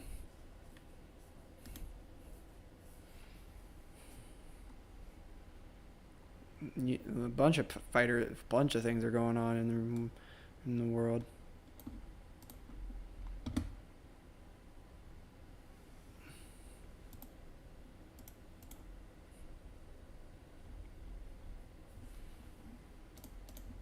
Looks like all the fighters were trying to sign. A decent amount of the fighters were trying to sign. Other promotions are trying to grab up. But we signed.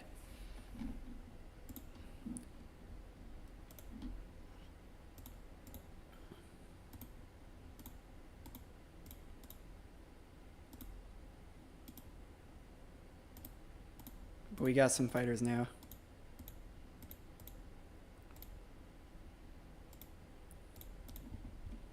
Now you just gotta wait, I think, is what we'll do. We might start booking fight cards too, but I'm gonna wait a little bit.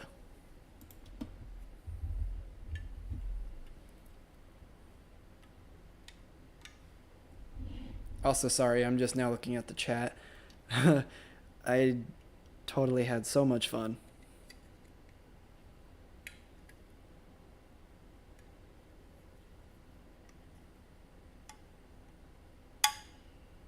Bro, opening up this monster is going to be a hell of a struggle.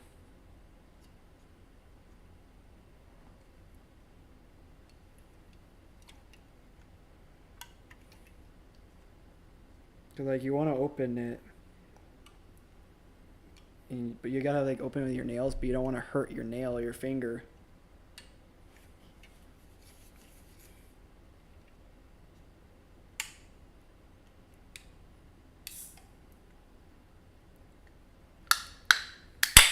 There we go.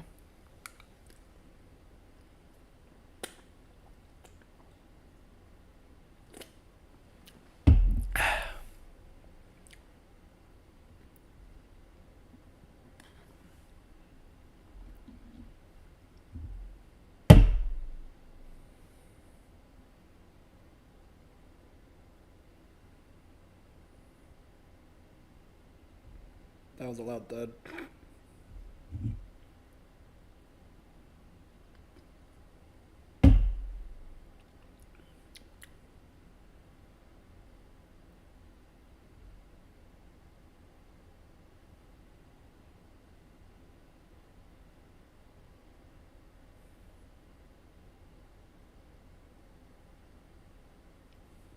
God, why does this shit take so long?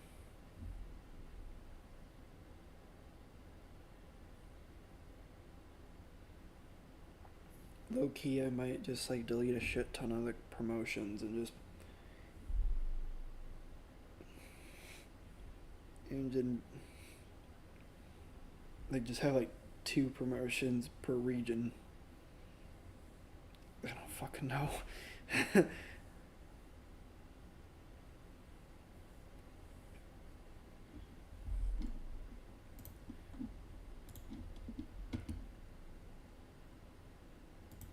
Okay.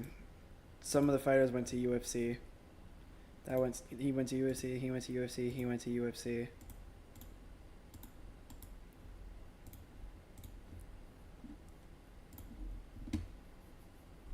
That yeah, I mean UFC is gonna steal a bunch of guys. That's gonna happen.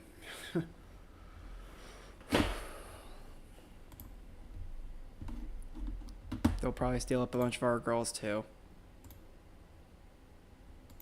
Well, we've got 19 in the lightweight. Well, we just need to hope for the best for the rest of the fighters. But we could create a fight card now. So I'm going to do August. Well, actually, let's do July. We'll do Sunday before July. Warriors 1.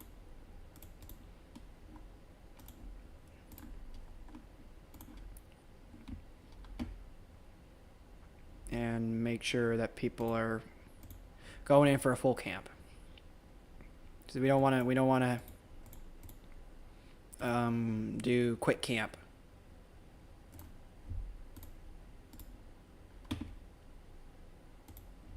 Not just yet, anyways. Because we don't want to pay for endorsements, you know what I mean? Oh, we've got some rankings too already.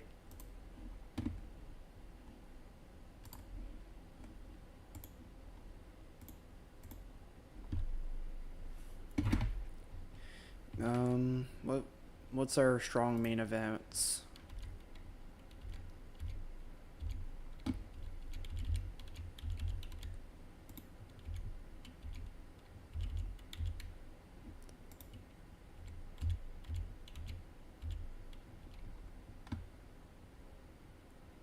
Sure, we could do this.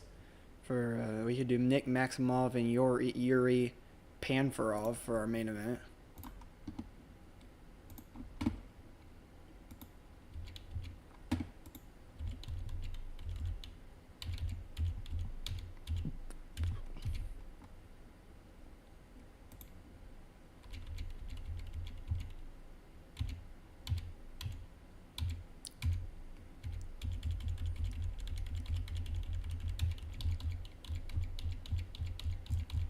Or have Michael Chandler main event against somebody.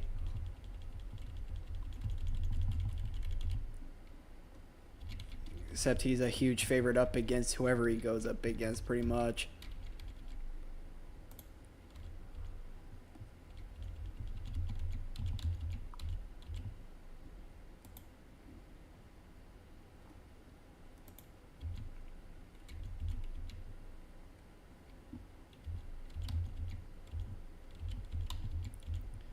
Could have Zoe Nowicki and Aline Pereira. That could be like the co-main.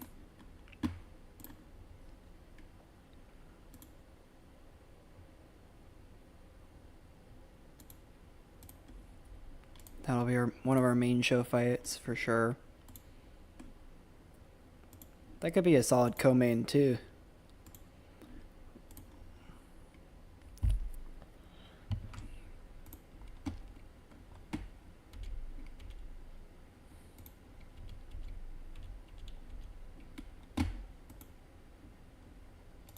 Have these two fight.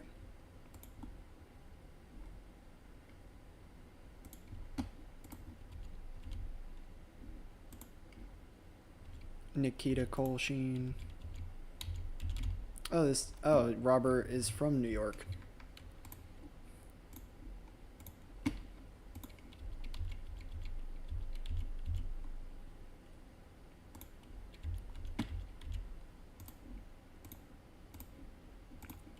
There's a bunch of ranked lightweights we could bring in for a solid.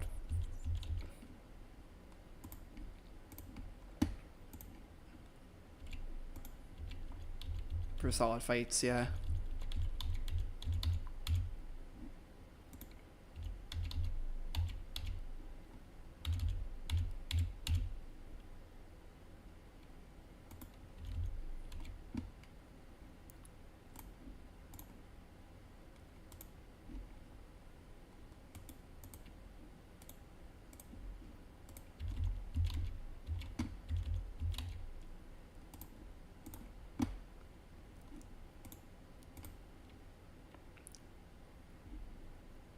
Could do something week 1 August as well. For Warriors 2.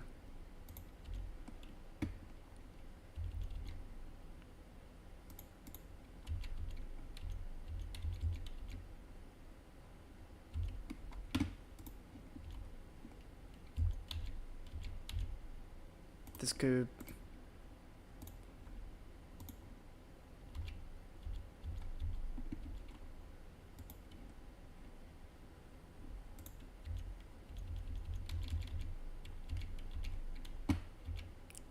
have these two go up against each other.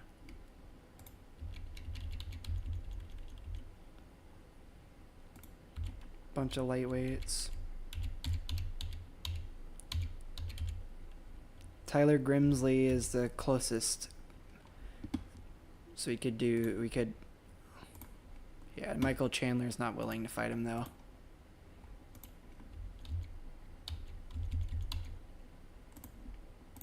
He's not willing to fight anybody right now. We'd have to get people. Fighters that are he'd actually be willing to fight.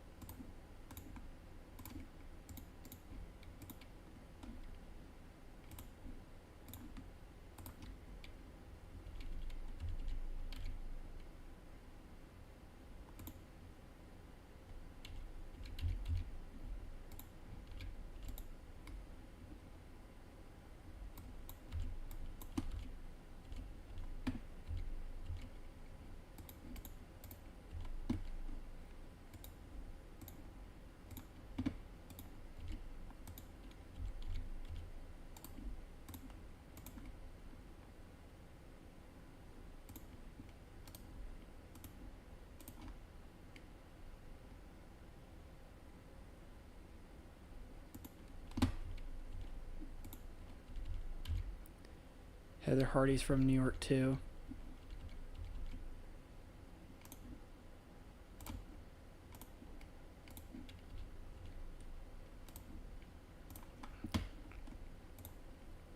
So what would our main event be?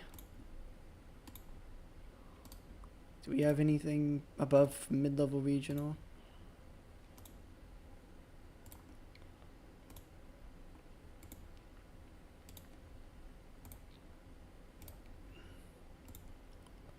We don't.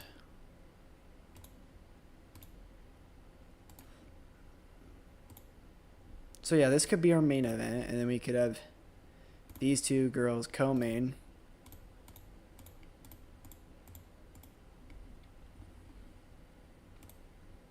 Could do that.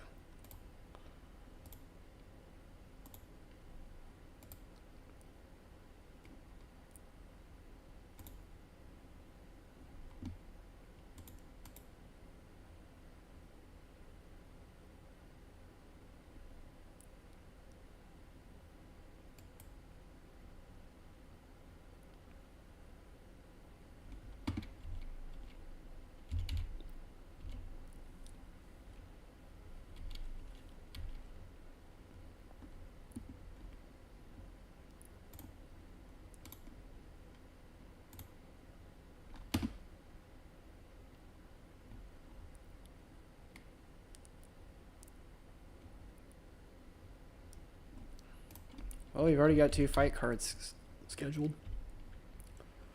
And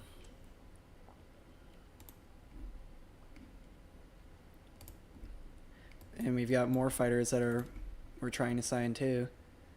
So I think for the beginning part of it, we're doing solid.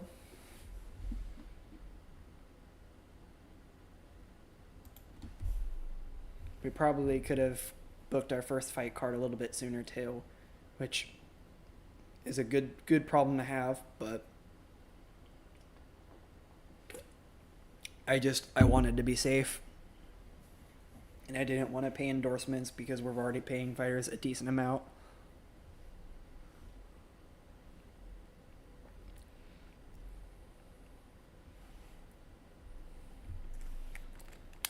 Well, some of them.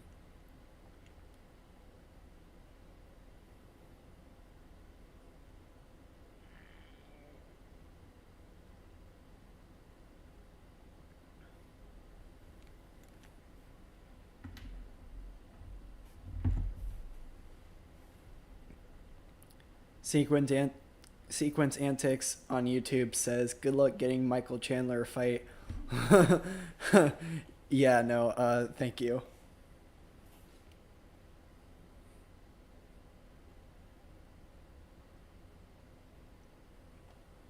Because I didn't think about the fact that he's like a high level international or some shit like that, and that he's not willing to fight anybody that's not a draw.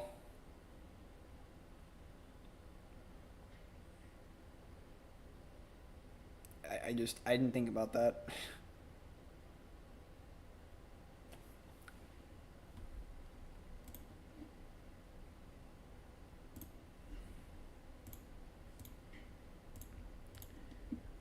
Yeah, PFL signed Aspen. Latoya signed with PFL. PFL just signed a bunch of new fighters.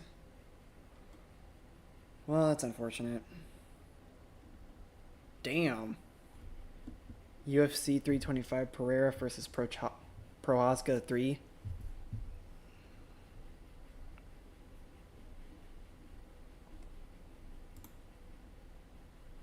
That'd be solid. And that is a crime having Hamzat in the co-main.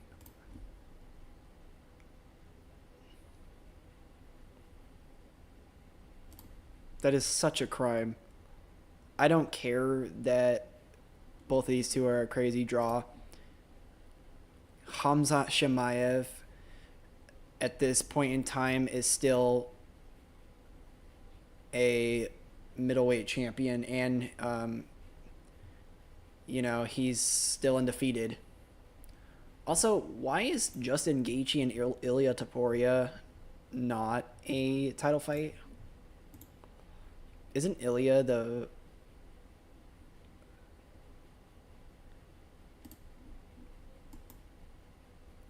Who's the lightweight champion in UFC right now?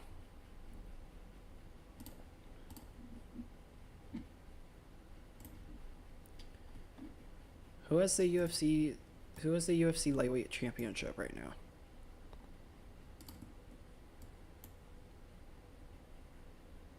Nobody does. So have Ilya Taporia and Justin Gaethje fight each other for it.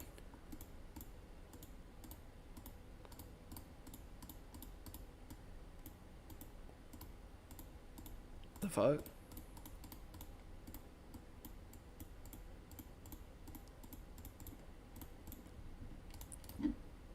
So dumb. What? UFC is making some really weird calls. Oh, we got Aspinall versus Surreal Gone going after it.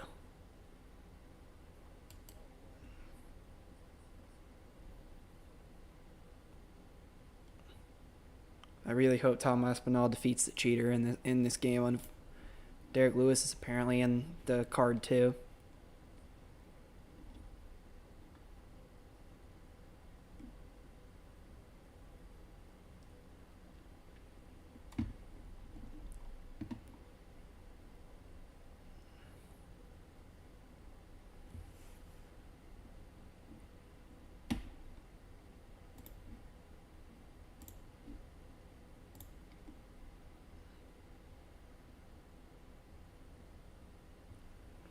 Let me know, guys. Do you think I should book UFC at some point in the future? Should I do like a UFC type?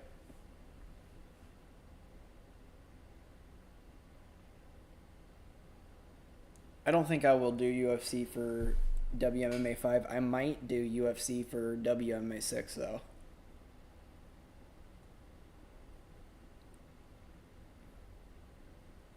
I would be open to doing that.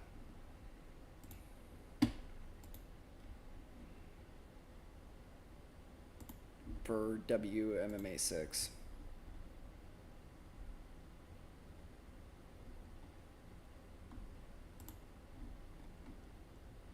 Nobody would be willing to fight and available.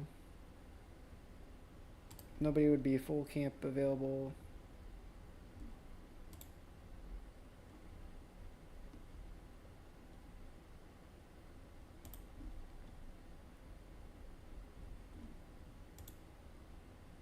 Still nobody would be available. Still nobody would be available. I guess there'd be some quick camp though. I mean, not really enough for a fight card though.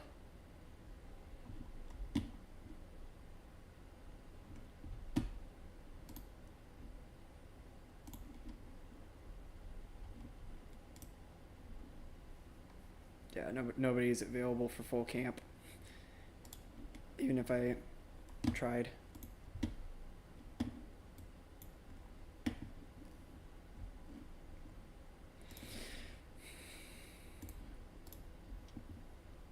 I still could have booked the first fight card a little bit sooner, but again, I didn't want to risk anything. I wanted to play it safe a little bit at least. I'm already cutting it short by losing a decent amount of money from signing fighters.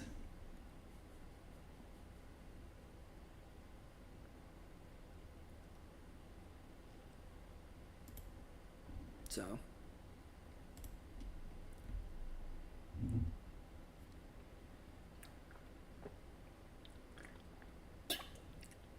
cuz like in the game we went from January to July. So a lot of the champions in UFC would be different. Well, for some reason the UFC doesn't have championships either. Wait a minute. No, it's because I deleted all the belts. That makes sense. So UFC is just crowning new champions for all the weight classes. I'm sure all the other promotions are doing so too. Like, I'm sure PFL's getting set to do that too.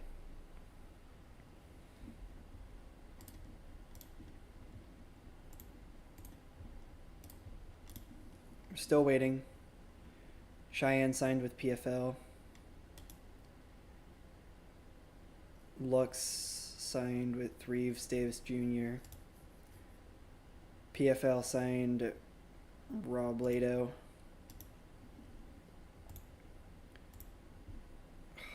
I am having terrible luck with the female fighters, bro. PFL's just trying to take everybody, it looks like.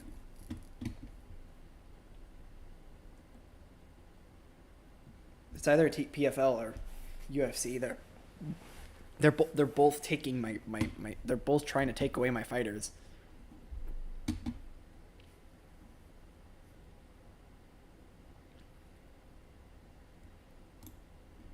Let's update the rankings. Heavyweight's the same. Middleweight changed. Lightweight changed. There's already 13 fighters in the lightweight rankings. We haven't even had a fight card yet.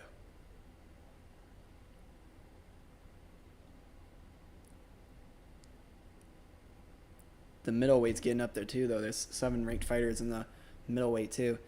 The heavyweight has 2. That's respectable, though. Featherweights have 3. The flyweights have 2. There's nobody in the atomweights, but we don't have anybody really in the atomweight division.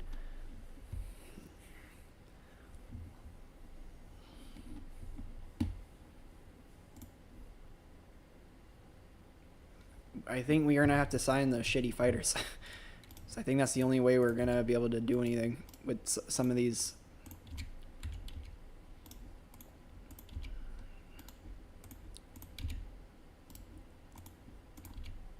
Some of these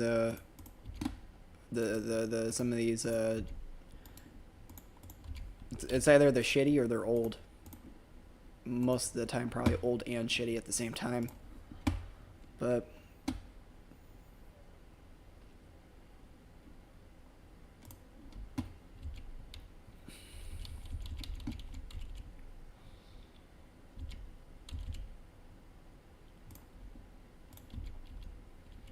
it's just I can't really bring in anybody that's unknown because we are at low level regional.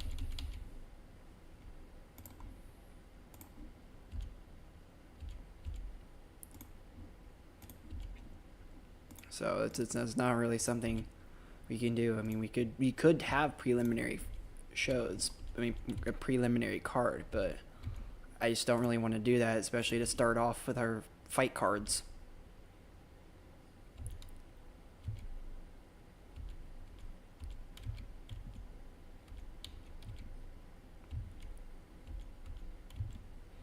I want to be able to put people on the main show at least as much as I can. For a little bit at least.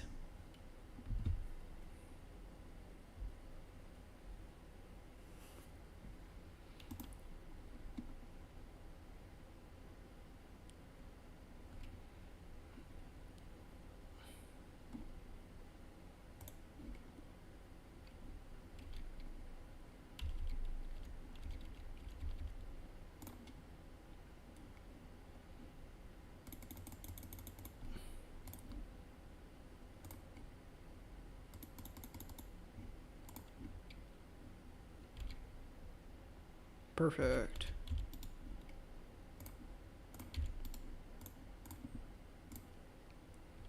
Former UFC fighter.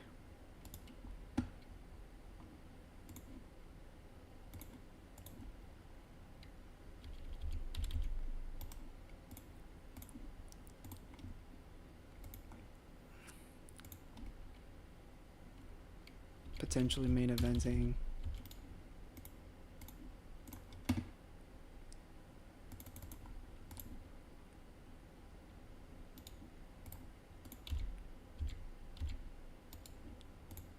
Another former UFC fighter. Both of these two former UFC fighters. Former cage fighters.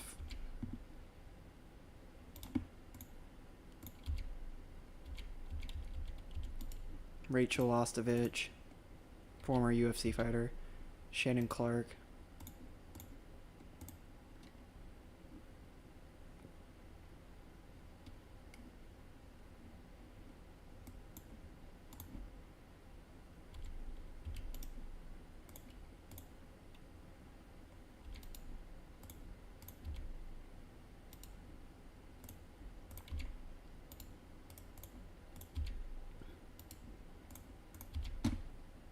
A lot of these fighters are probably going to retire really shortly, too. Katie Perez, Kira Batara, Lindsay Van Zant.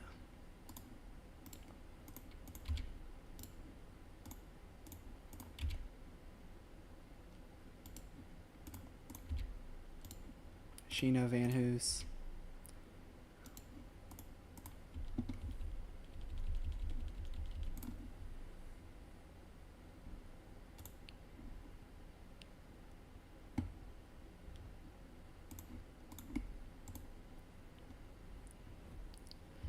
Our lightweight division is stacked, bro.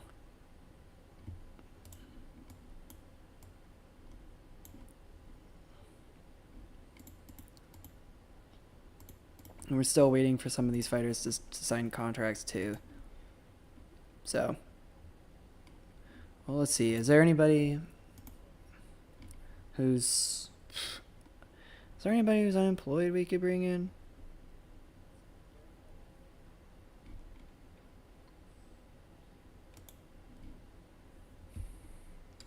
Somebody who doesn't have a team either. I didn't even think about that. We could probably bring in somebody that's not, that's a little bit of a draw at least.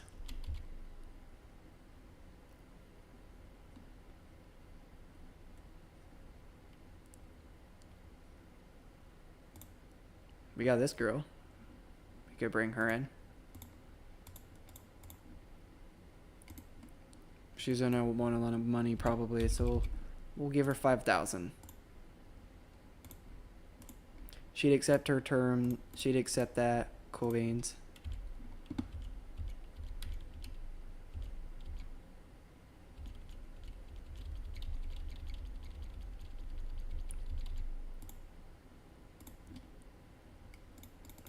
Max age at 29. Just because I don't want the fighters to retire.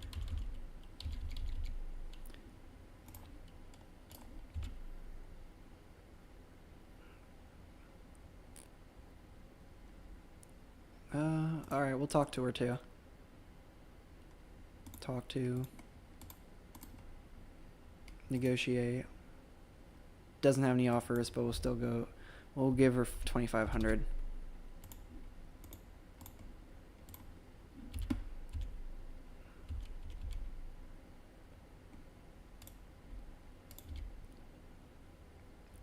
Ana Palacios.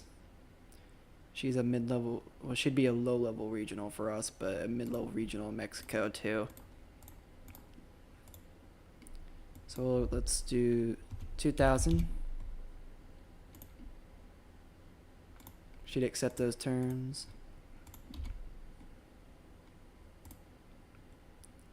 Alessandra Ferreira.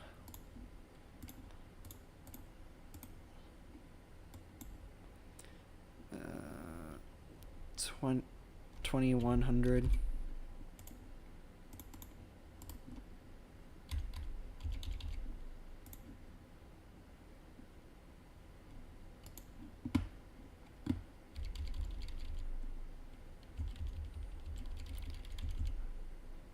Regina Taryn. Excuse me. Damn, 5-0 at former UFC fighter, it looks like.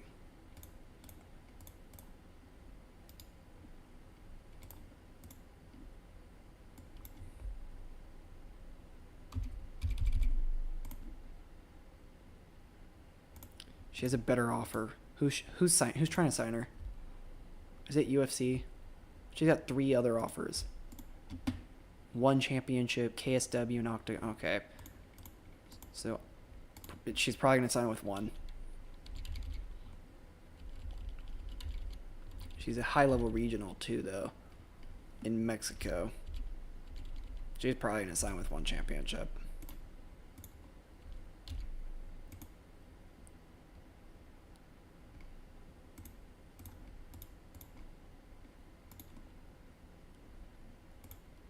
One championship wants Yu Gao too.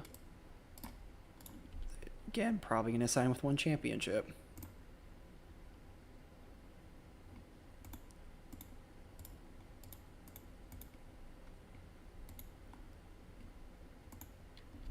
What is going on? 1 championship in Octagon, and both are trying to sign fighters like crazy.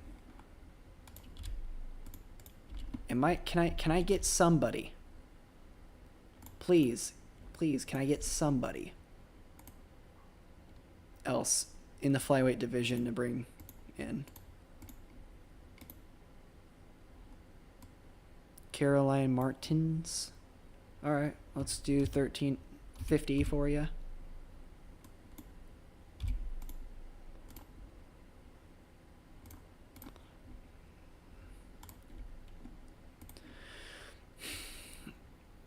Featherweight, can't we get anybody? Abby Montez, former PFL fighter.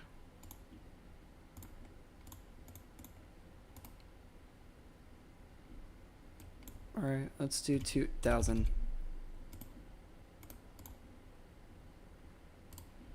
She would be main eventing too.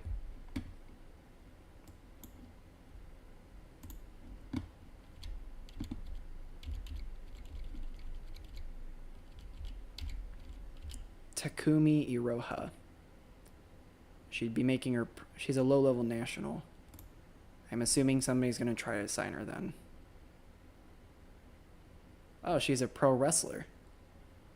Pro wrestler for Marvelous and former Artist of Stardom champion.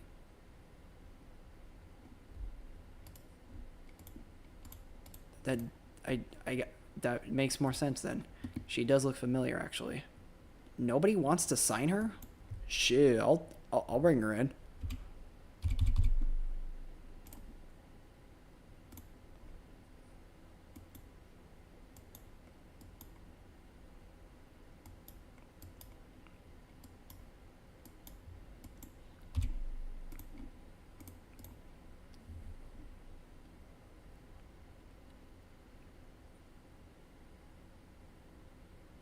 She's a low-level national in Japan, but a mid-level regional in America, so it doesn't really matter.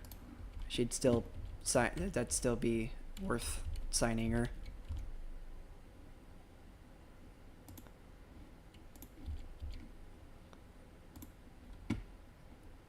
Janai Hardy, W2W.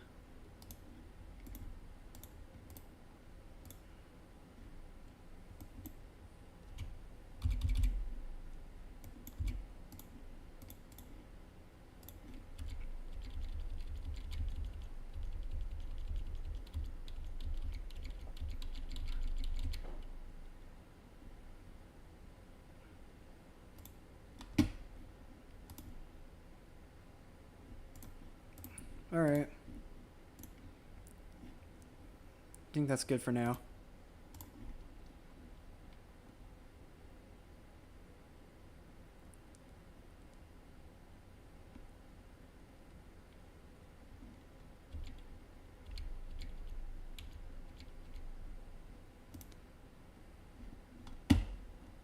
Well, let's see. Can we get any...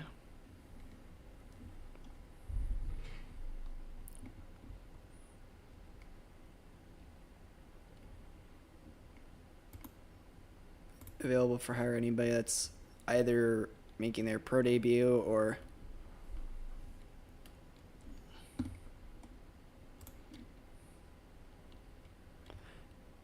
undefeated.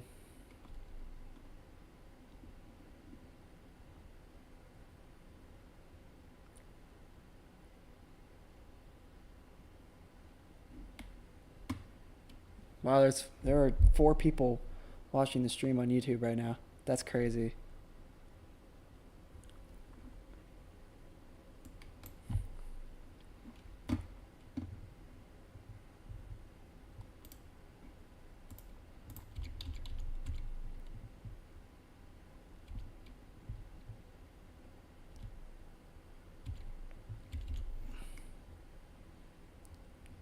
She could go to featherweight.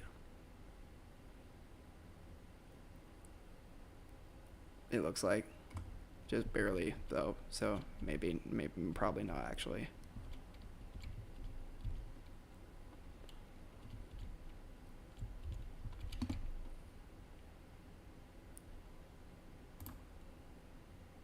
Nobody wants to sign this dude. I wonder why. Does he just suck? I mean, he's 8-0, so he can't suck.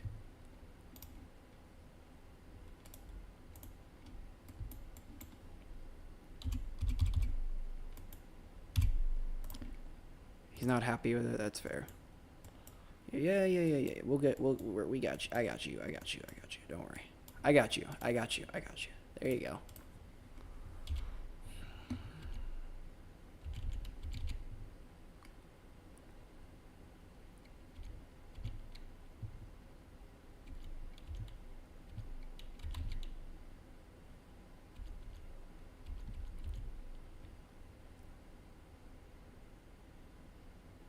Chance EK.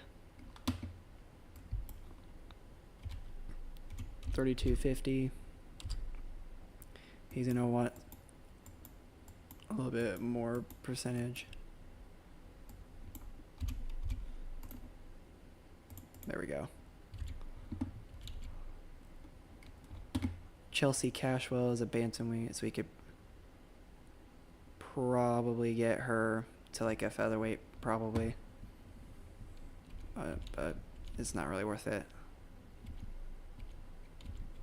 because she's probably going to preliminaries anyway.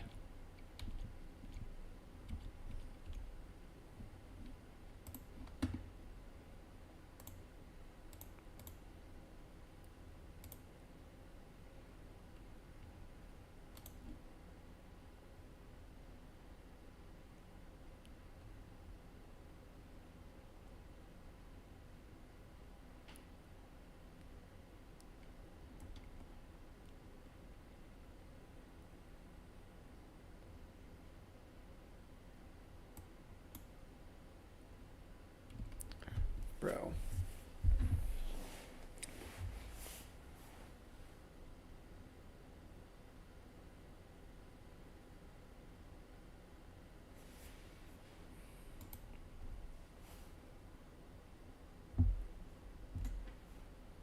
There we go. That changed things a lot.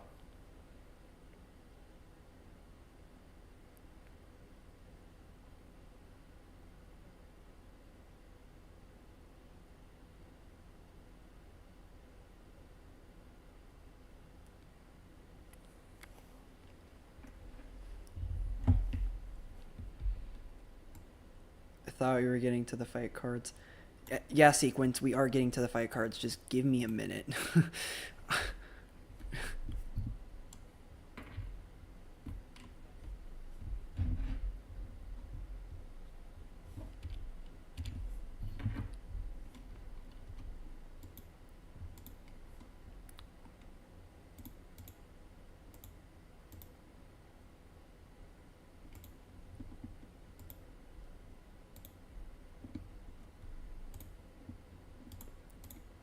Gorsh.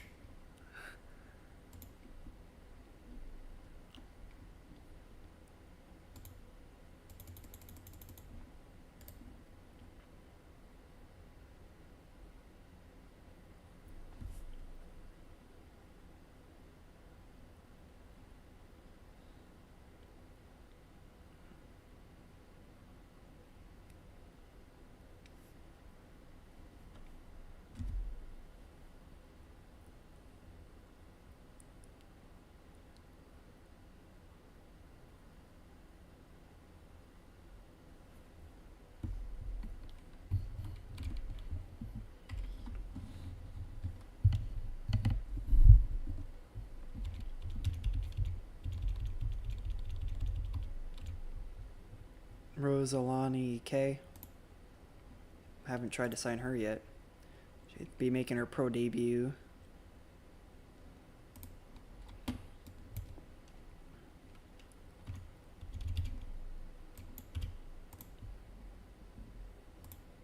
Oh geez, she's got a bunch of people that wants to sign her. We got some competition. Alright, let's boost this up.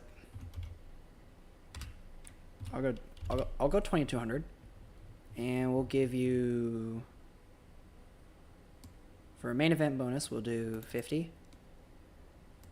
Pay-per-view bonus will be 100, and then title victory will be 35.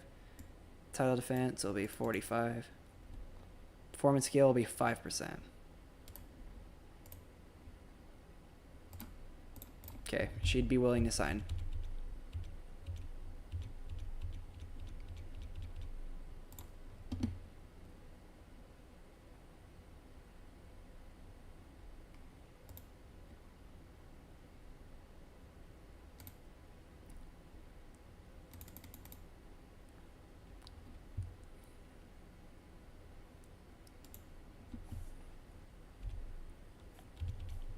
Amanda Leve.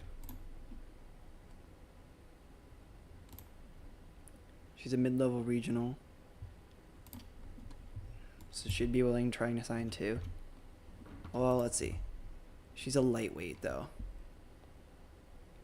Oh yeah, that was the girl I was looking at earlier. Never mind.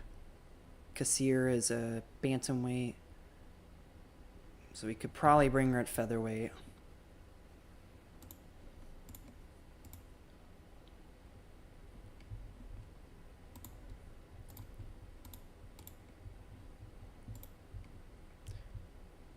She does have another offer. Oh, it's just Jungle Fight. Okay. Yeah, we for sure can compete against Jungle Fight. 2150. We'll give you 7.5. And we will do pay-per-view bonus. Everything else will be at 10%.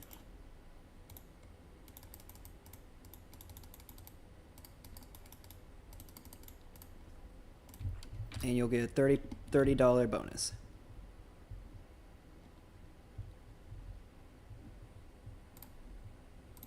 She's seriously considering it. Perfect.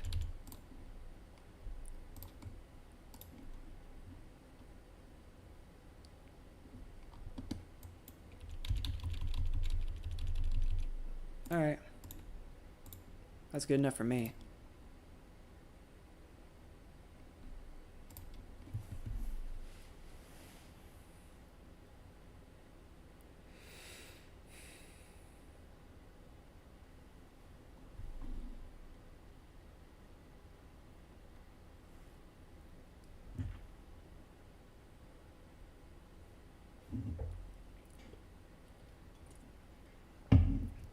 Wow, we got 5 people watching this stream on YouTube and 2 people watching on Twitch.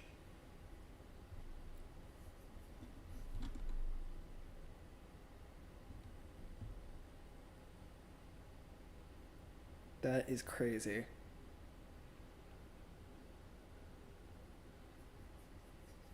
Maybe I should start doing this more often, is in streaming WMMA5 content. Or just streaming in general.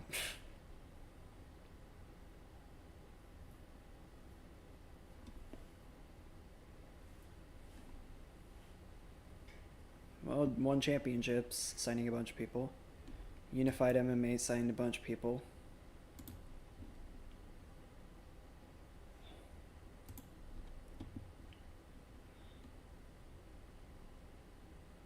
GMC's signed some people.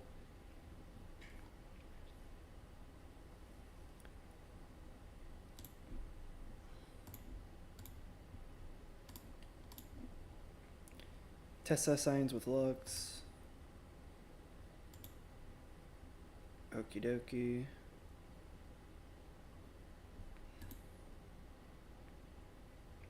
Is Julieta still considering us? Yeah. Good.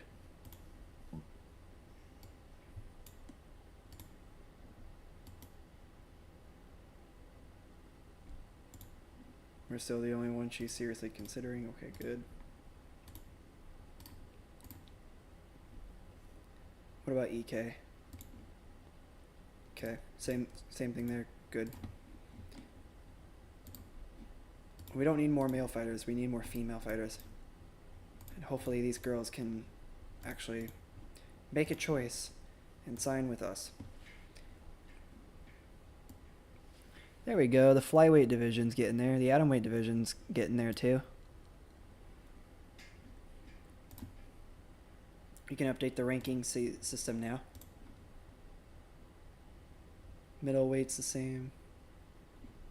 Lightweight added Ryan Hoover. Featherweight, all that's the same. Okay. We just adding more and more lightweights, it looks like.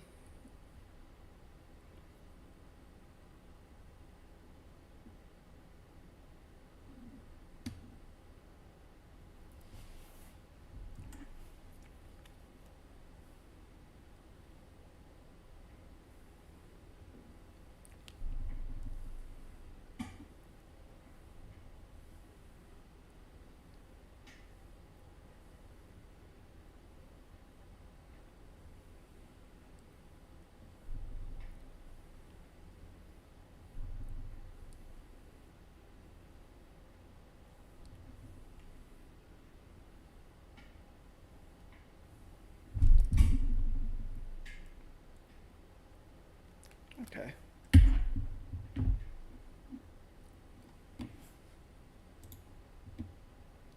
bunch of different signings going on.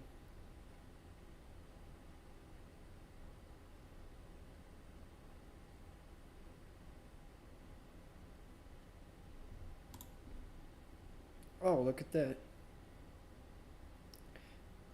Rivera has it signed. Good, good, good. Some fighters signing contracts with Lux. Unified MMA signed Ryan Hoover. Okay.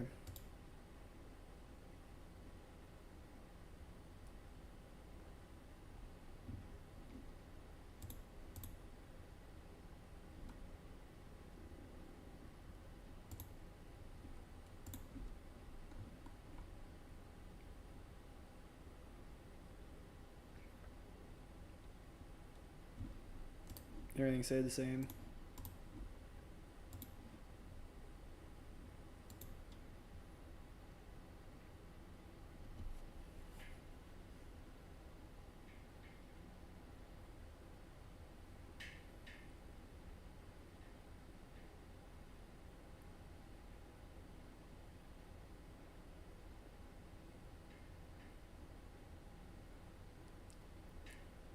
Well, to everybody that's watching the stream, thank you guys so much. Like, seriously, guys, you guys are awesome.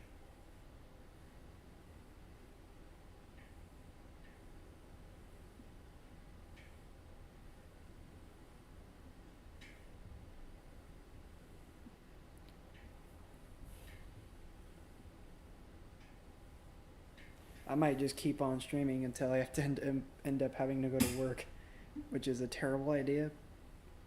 But, and I know I need my sleep, but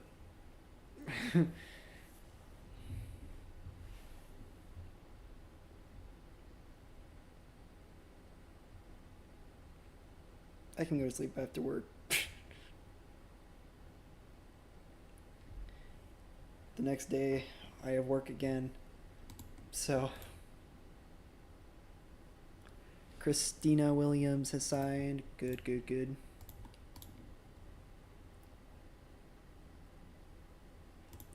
Oh, great. Delaney has suffered a whiplash neck strain and will not be competing at Warriors 1. God damn it.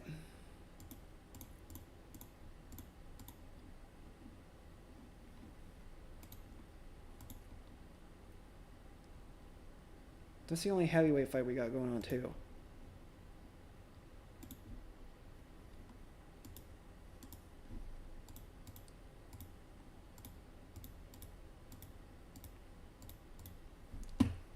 Which means I have to give an endorsement, which is not what I wanted, but it's okay.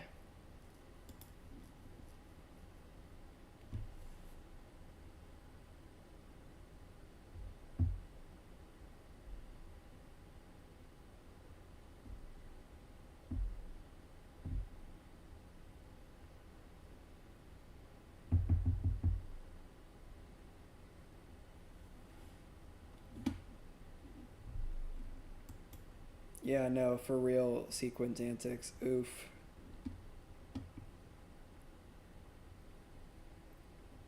Because we've already lost $21,000. We're probably gonna end up losing money again. Oh, we should book it. We should sign a deal. That's another thing I forgot to do. Peak pass.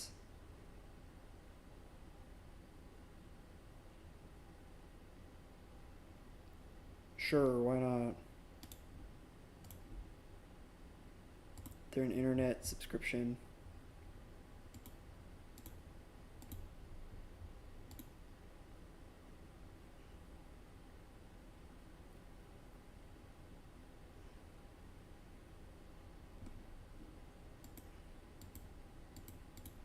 YouTube as well.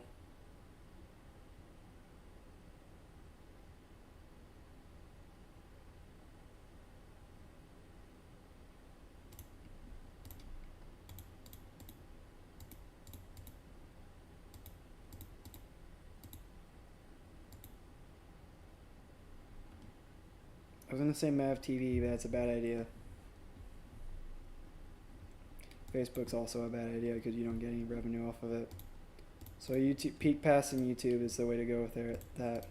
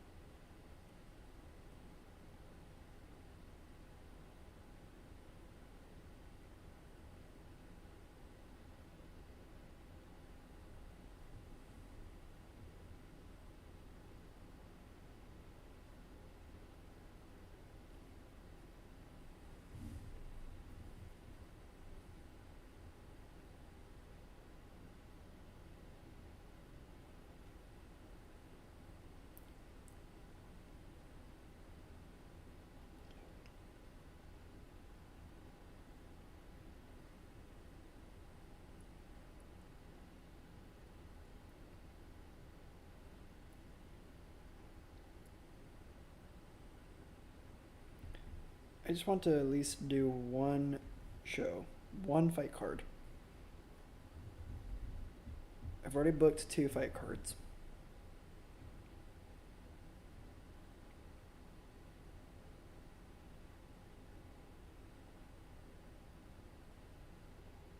Booked 2 shows.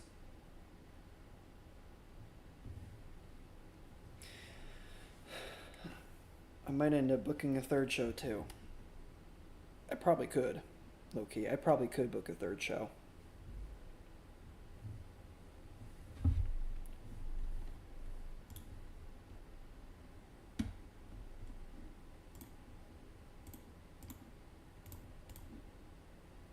Christine Williams signs with looks. I am having a hell of a hard time signing some of these fighters, bro.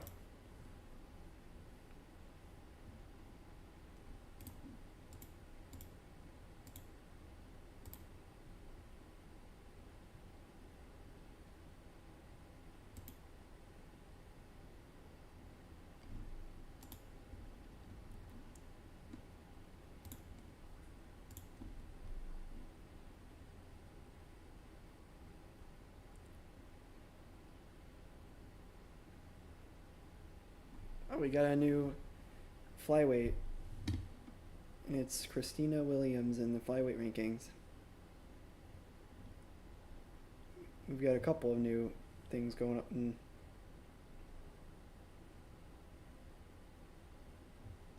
nice. Nobody in the atomweight rankings still.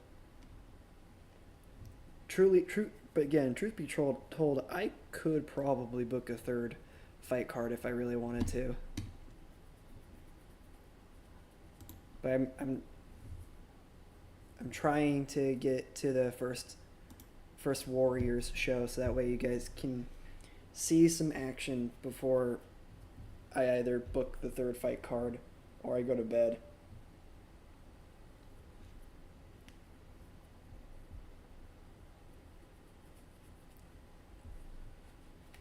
Low key, I probably will just go to bed after doing the first show, considering how long this is taking.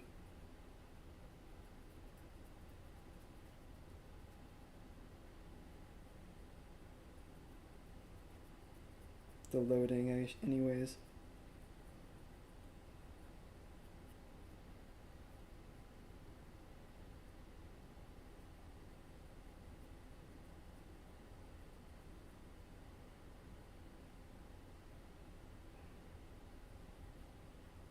Oh.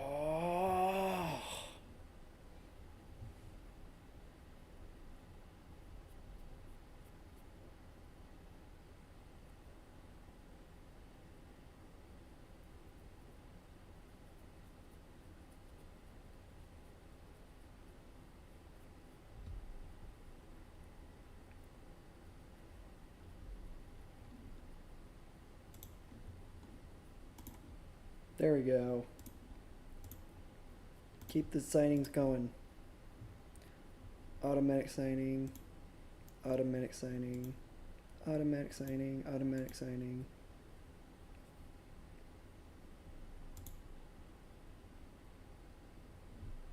The bantamweight. Did the bantamweight go anywhere?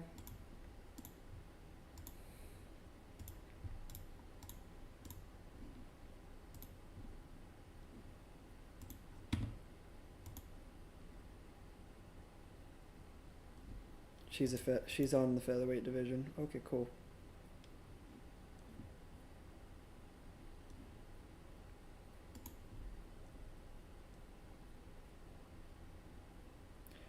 I probably could bring in other weight classes, but I'm just trying to be conservative of that too.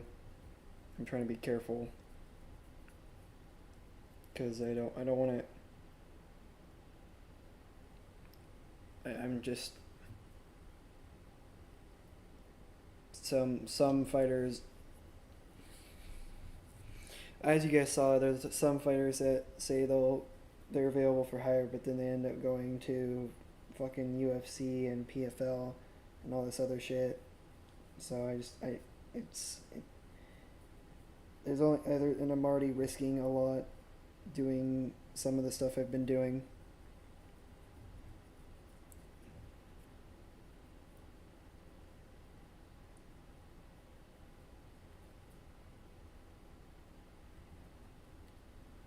So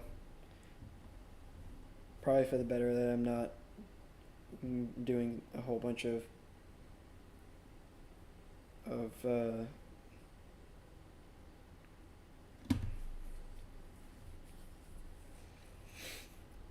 it's probably better that I'm not doing a whole bunch of different things to potentially risk for. Heavyweight is the same. I think middleweight added somebody. I could be wrong though. Lightweight stayed the same. Featherweight has a new ranked fighter. Flyweight has a couple of new ranked fighters. I think 3. Yeah, 3. Bro, what is happening?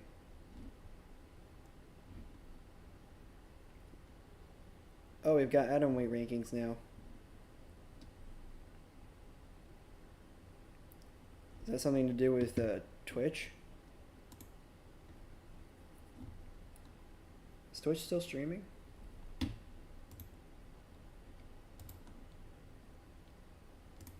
Well, it looks like it's still streaming on YouTube at least. I don't know if it's streaming on Twitch. Maybe that's why it says there's 2 people watching on Twitch still.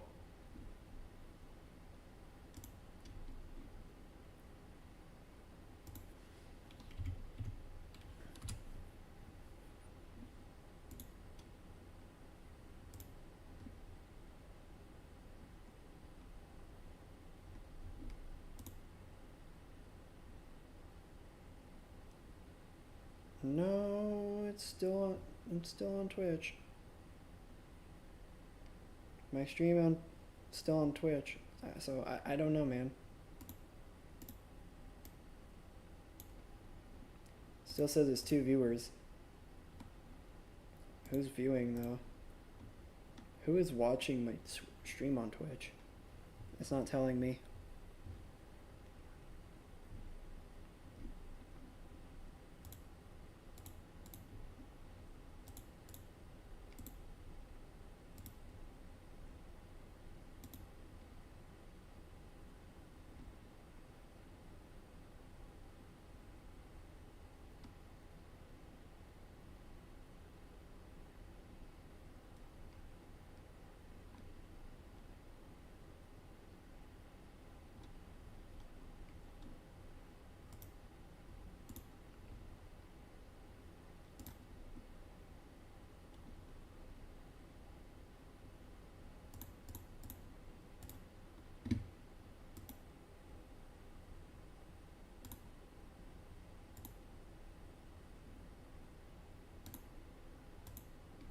Now it says there's 1 person watching. Oh, fucking no.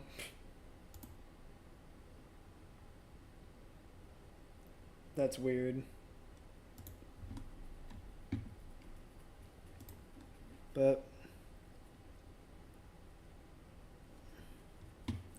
we're getting ever so close to Warriors 1, am I right, guys? And we'll probably end up getting more fighters to sign for us. Thank God. Because we were having trouble earlier with signing female fighters. And now we've got a very stacked flyweight division and featherweight division too. We're not featherweight, atomweight, excuse me. But I think we'll be okay in the featherweight division too.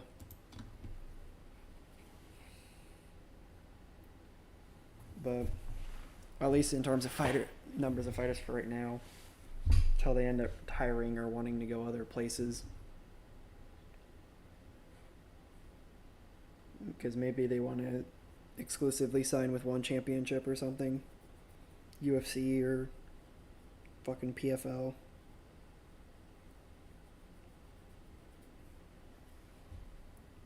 And there's not really anything I can do about it because they're the big dogs, you know what I mean? There's not really anything I can do about it.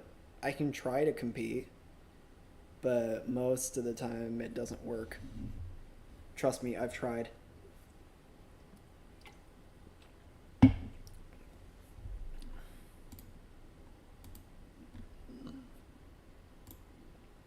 Bunch of new fighters.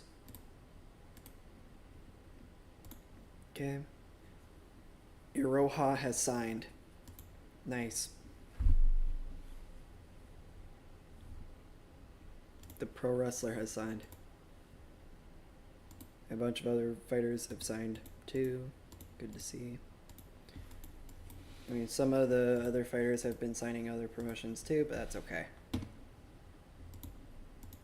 Like Jungle Fight and Lux and whatever. Other promotions.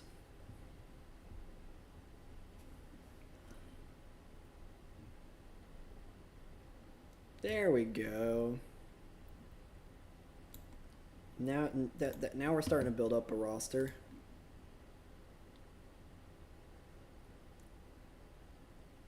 Featherweight division has 5 ranked fighters now. Flyweight's at 6. And the atomweight's at 6 now. Our featherweight division is... So we've got our heavyweight division is needing ranked fighters.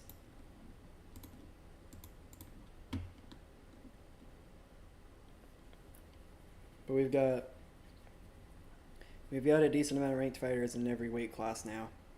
But except for our heavyweights. But we'll get there. I think a lot of our heavyweights too are younger or not really draws.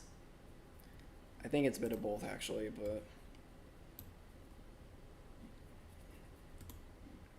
we've also got 13 heavyweights. But that doesn't matter because for the middleweights we've got 7 middleweight fighters ranked. So it might just be young people or too many old people. That might be something messing up with the rankings too. I don't really know how the game does the ranking system. I mean, I know they do it based off of popularity. I know that, and of course a little bit of influence from the fighter's record, but besides that, I don't really know. Look at how much money we've lost. $32,054. We need to get our shit together. And hopefully Peak Pass and YouTube will sign with us.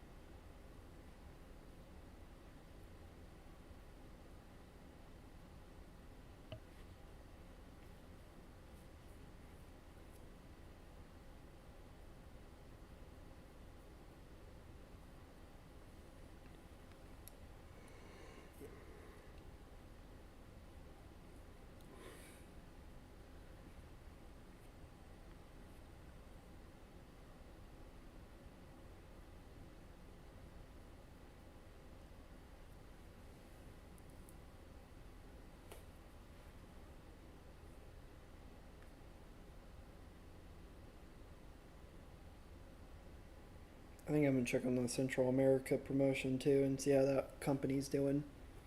The company I added into the game for Central America. Into the save game.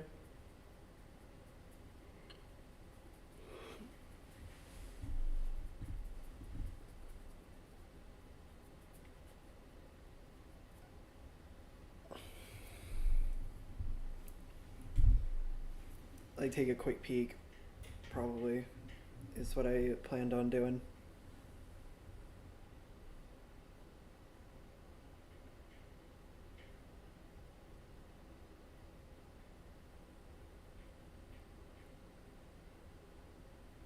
Because I haven't really seen anything about the Liaba Extreme or whatever it's called. LXMMA.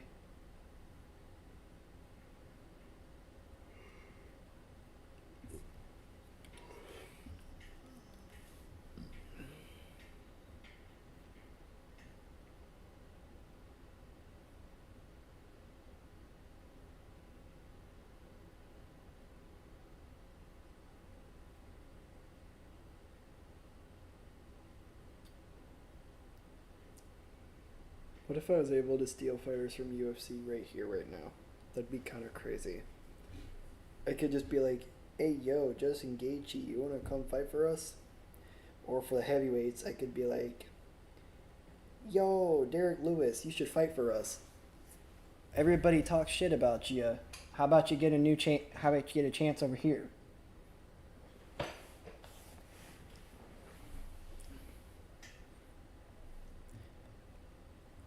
It's just Derek's not in his prime anymore. That's the problem. That's that. Like right now, right at this moment, Derek Lewis is just he's like in his 40s. He's like 45 or some shit like that. Let's find out. How old is Derek Lewis?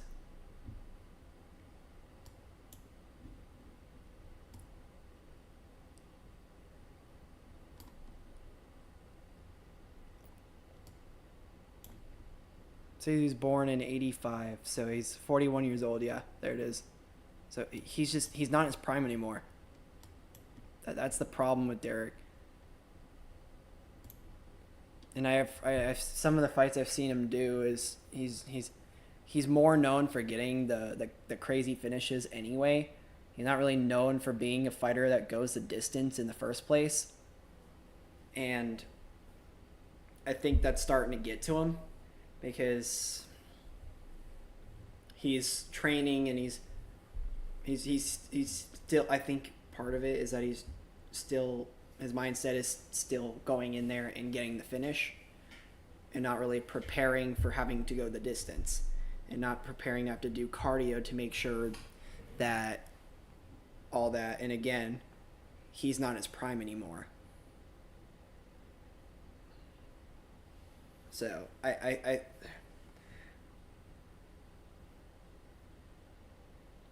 with that, I just think he should just do like one or two more fights. If he manages to get some wins, cool. But he's probably never getting a heavyweight title shot again.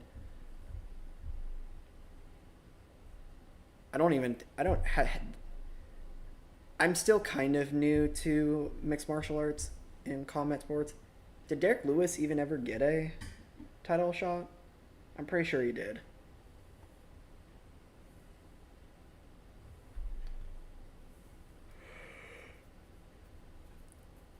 I'm sure a lot of people just are in it though for the nostalgia of some of the interesting post-fight interviews he's had.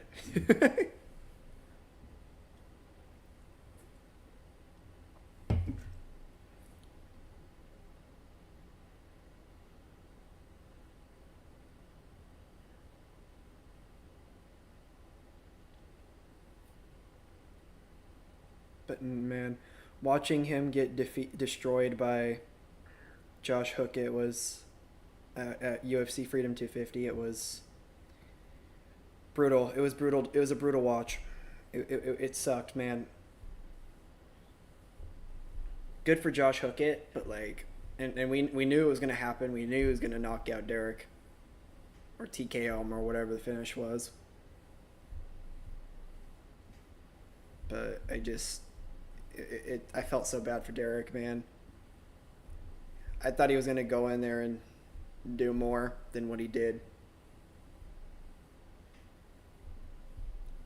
I truly thought he had a chance. I thought he could have survived. Maybe gotten a knockout, or close to a knockout, I should say. Because it looked like he was going to at first.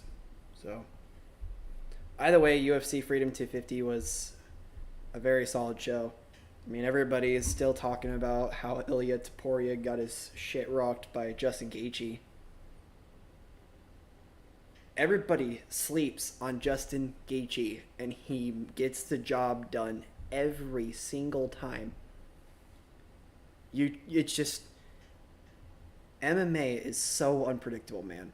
It's so unpredictable. Will Justin Gaethje even beat Ilya Taporia in the UFC game here? Guess we'll find out.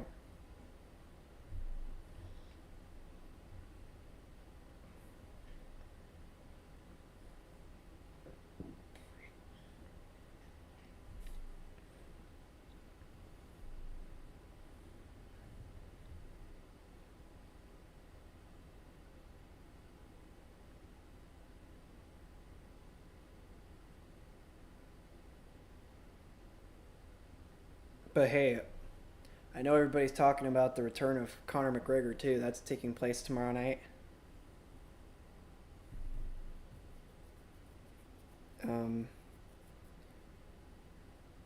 Me personally, I do like seeing that Conor is coming back, but I've also seen stuff saying that if he loses, that'll if he loses to Max Holloway, that'll be the last fight he does.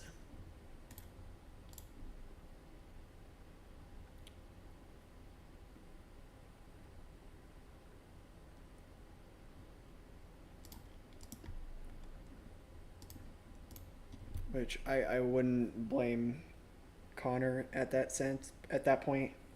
But then I saw somewhere that he said that he has one more fight left after Max Holloway in his contract that he signed.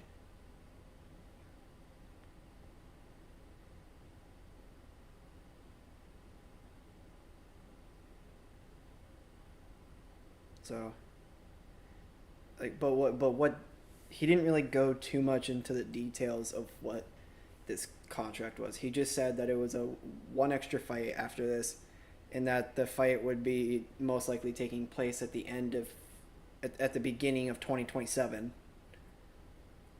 From what I saw, at least. Maybe there's more details and I just don't know about it, but from what I saw in that article that I read, the couple articles that I read at the time, which was like a week ago. So there's probably more. There might be more info now, but anyways.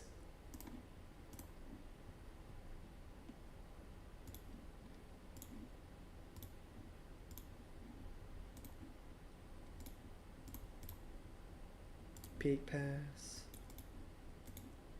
Peak pass. Now I'm just waiting for YouTube.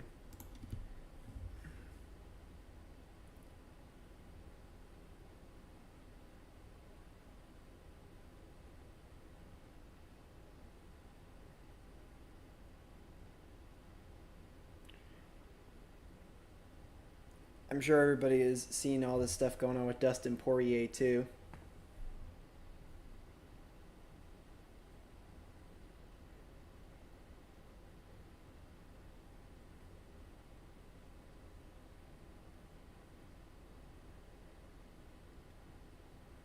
Wild, man.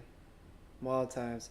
Sean Strickland apologized to Dustin Poirier for the comments he made at Dustin.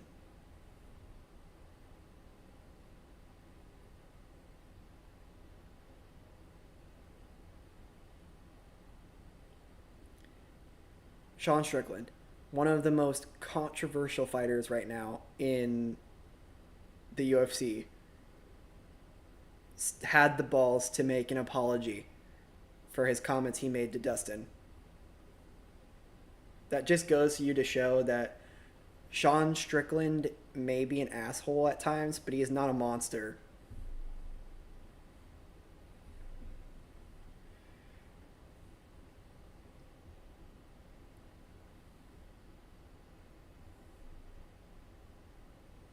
Why does it keep doing that?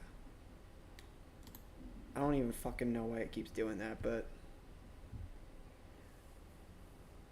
now I have to wait because it's like JavaScript error, and I click it, and of course it does that. So I have to wait.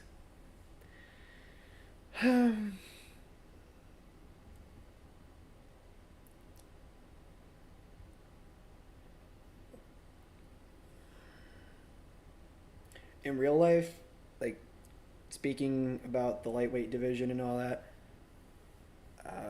Michael Chandler is probably done soon.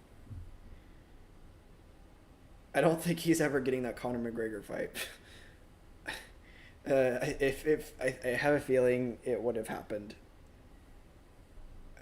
I mean, if Conor beats Max Holloway, we could see Conor and Michael Chandler. But Michael Chandler has been losing a lot lately. That was a hard watch too, seeing Mauricio Rufy beat Michael Chandler. And Michael barely did anything. I don't think he landed one shot. That was a hard watch. That was worse than watching the Derek Lewis fight.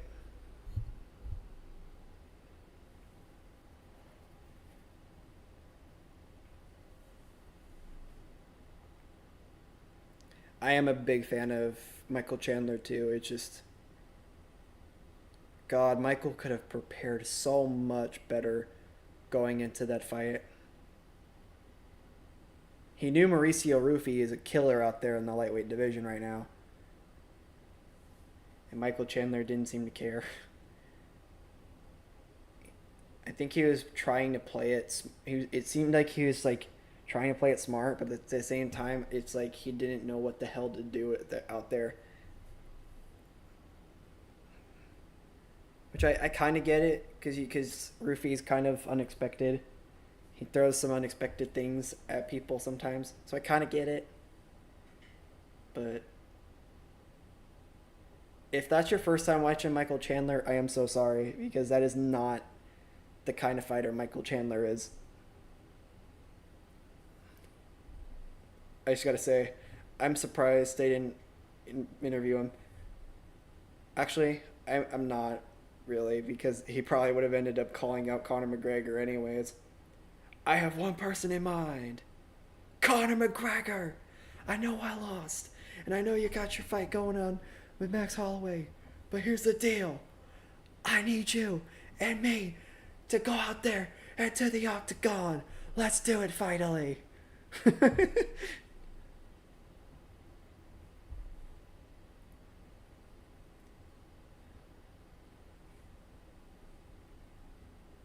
That's probably why they didn't do it.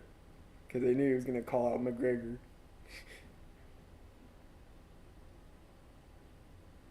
Dana White was trying to play his cards right. He wants to go for that surprise. He wants to go for that surprise announcement and be like, Michael Chandler will finally get the fight after years in the making.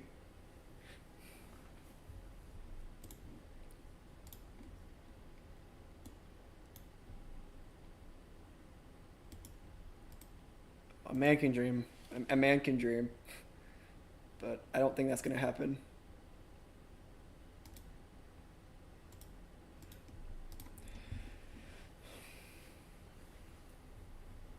Especially with how Michael Chandler's been going at it.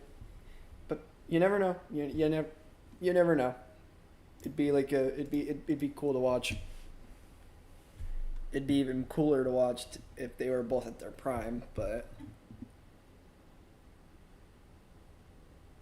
Also, I don't think Connor would be willing to go to lightweight again. Maybe. I mean, he's fighting Max at welterweight, so maybe. I think if the fight was going to happen, it'd either be a catchweight type deal or welterweight. Maybe middleweight, but I doubt it.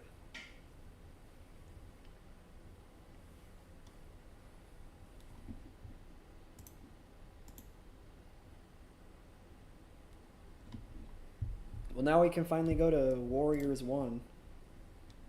And we're still waiting on YouTube. But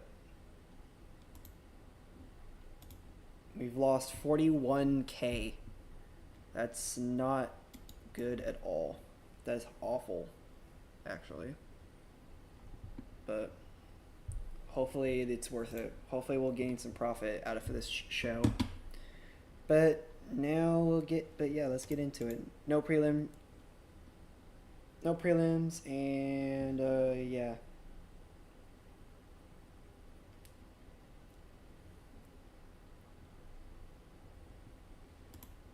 Ten main fights. This is Warriors 1 being held in New York. This is the first Warriors show of 2026. We're due to have 10 main fights and no preliminaries at all. I forgot to take a look at the rules, but I think it's pretty standard for the most part.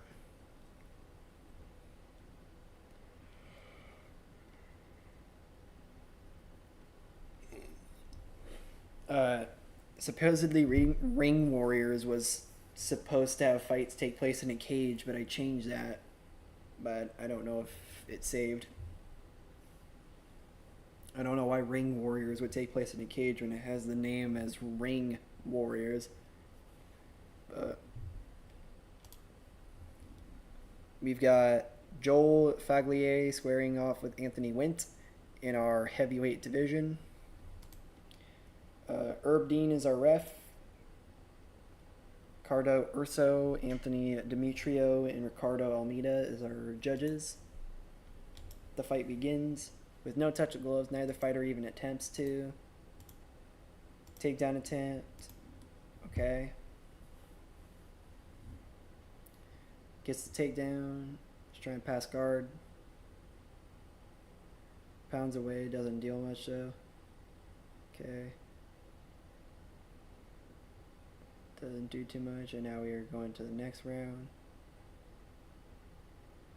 It's a 10-point must, it looks like. Oh, damn. That was quick. That was real quick. A 32-second in the second round.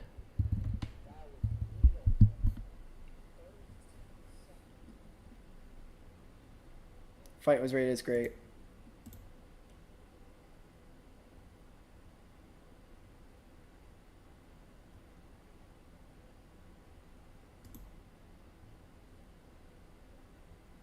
Marshall Kemp going head-to-head with Steve Collins.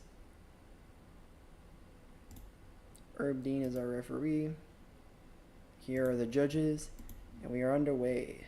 The two fighters do touch gloves. Good to see there.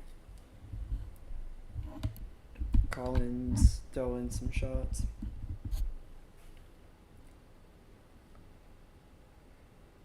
Takedown successful. Excuse me. Sorry about that, guys.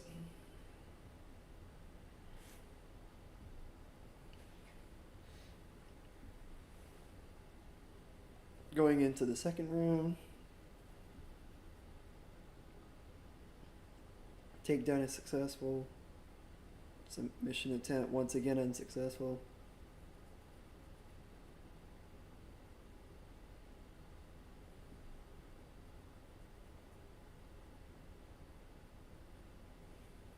Single leg takedown. We're going into round 3 now. Collins needs a finish.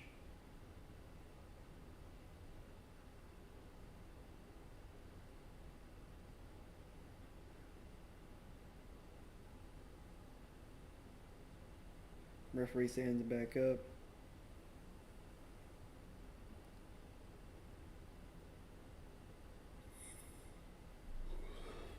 Jesus Christ.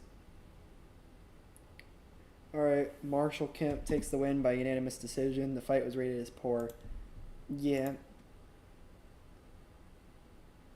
I mean, he managed to defeat the undefeated Steve Collins. But I don't really know what else to say about that. Bobby Lee, who's 15-10, will square off with Blake Anthony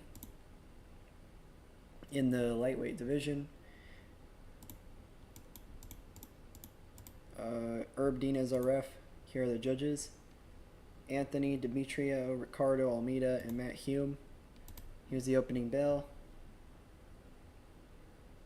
No touch of gloves, it looks like. Blake Anthony. Oh shit.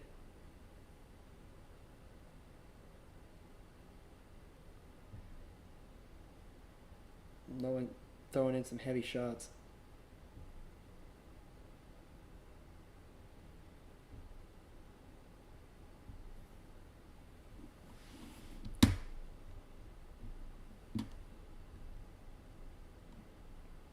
Throwing in some real heavy shots.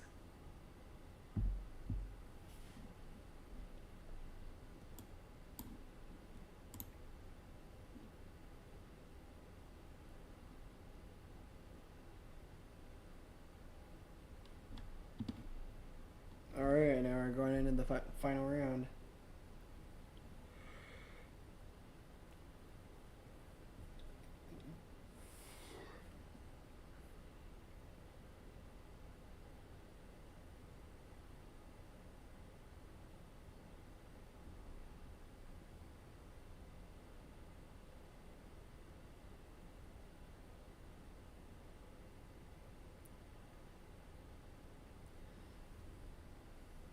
Going to decision. Anthony. Oh. Blake Lee gets the win by split decision. The fight was rated as decent. He's gonna complain, isn't he? Nope, he does not. Okay, good. Jesse Hanem and Johnny Hopper is up next.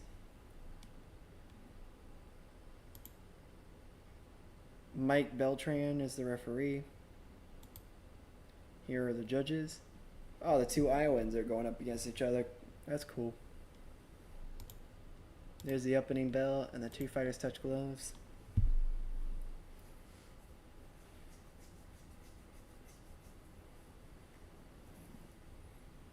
We got a cut above the eye.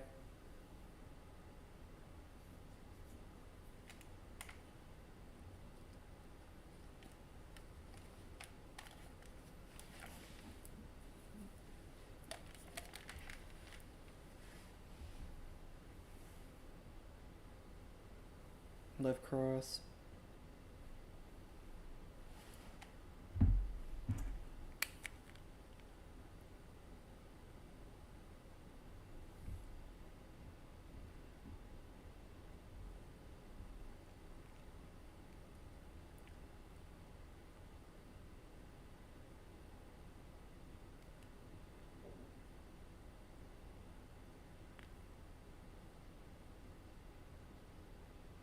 Oh, okay.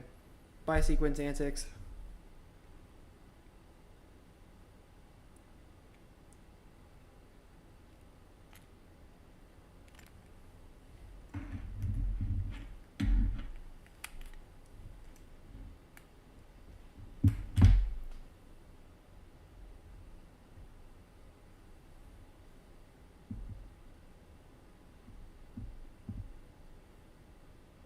Takedown.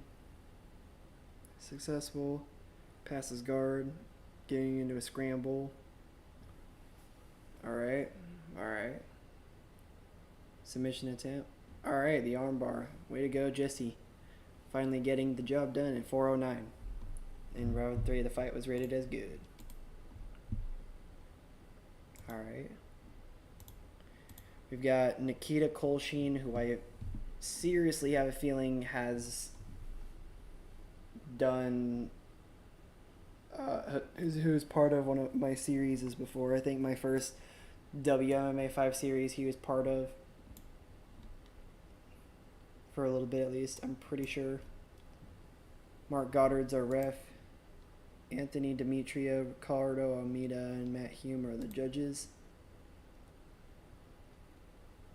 Vimecchio is from New York State, so he gets loud cheers.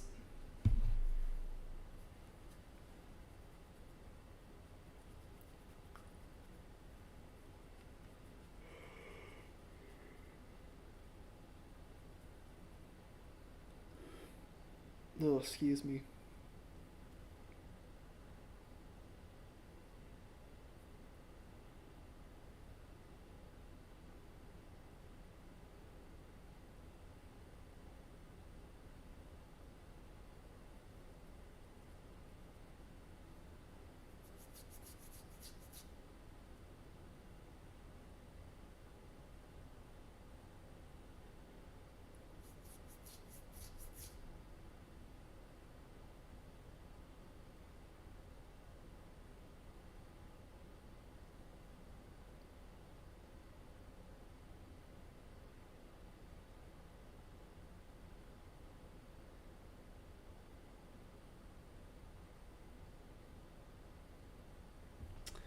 Wow, a rear naked choke by Nikita Kolshin in 4:35 of round 2. The fight was rated as great.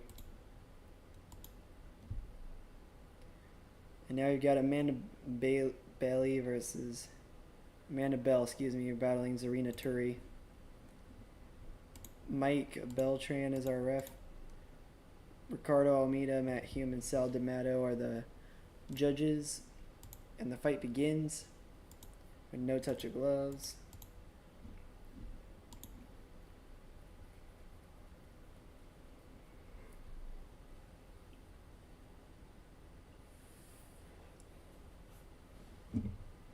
Knockdown.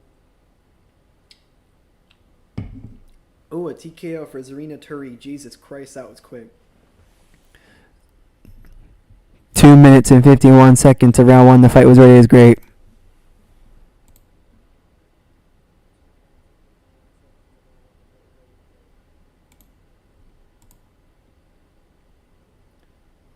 Alicia Zapatella goes head-to-head with Elise Anderson now in the atomweight division.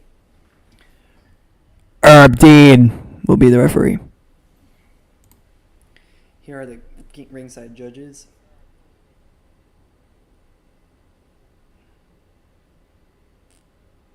Anthony Demetrio, Ricardo Almeida, and Matt Hume.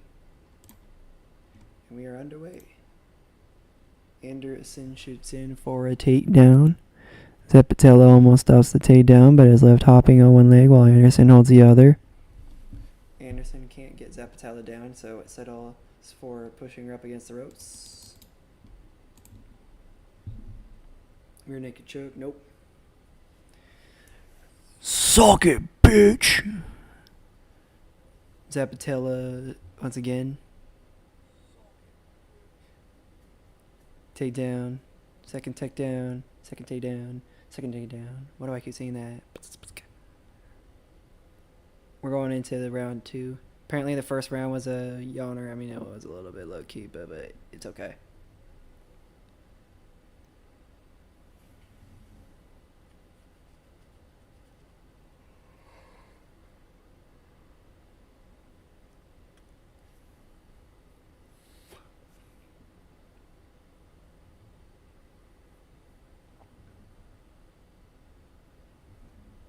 Takedown, takedown, takedown, takedown, takedown. Anderson pounds away. Now we're going into round 3.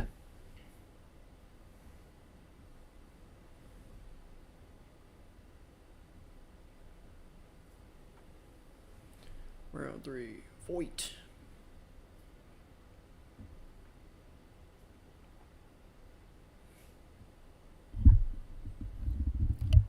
Oh.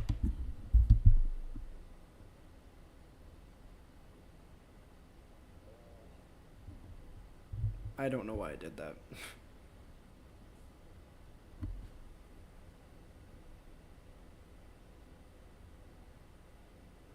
All right, we've got a unanimous decision win for Anderson. The fight was rated as decent.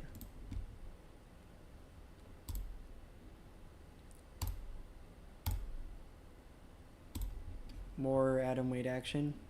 Herb Dean is the referee. Ricardo Urso, Anthony Demetrio, and Ricardo Almeida are the judges. We are underway as they meet in the center with no touch of gloves. Grace Cleveland is undefeated at 5-0.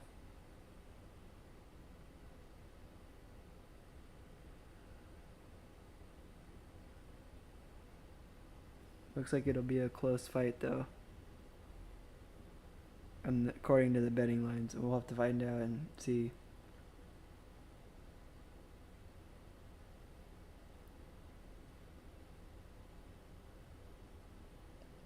Sometimes I go against what the game says with the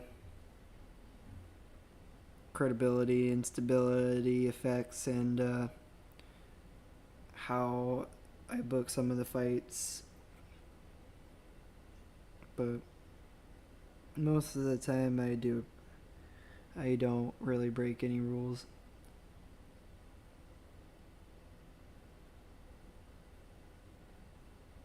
Quote unquote, if that makes sense.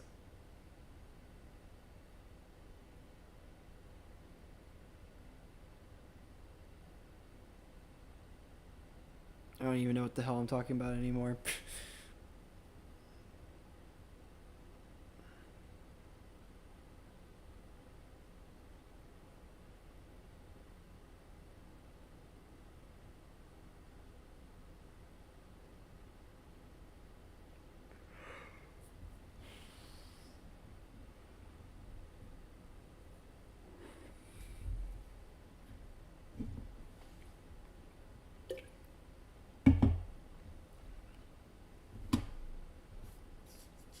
Amber Brown takes the win by Knockout kick in 4 minutes and 53 seconds of the final round. The fight was rated as decent.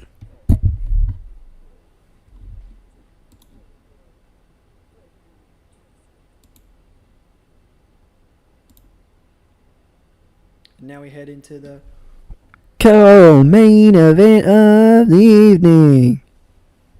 Aline Pereira goes head to head with Zoe Nowicki. Herb Dean is the referee. Here are the Jauges, Anthony Demetrio, Ricardo Almeida, and Matt Hume. We are underway with no touch of gloves as per usual.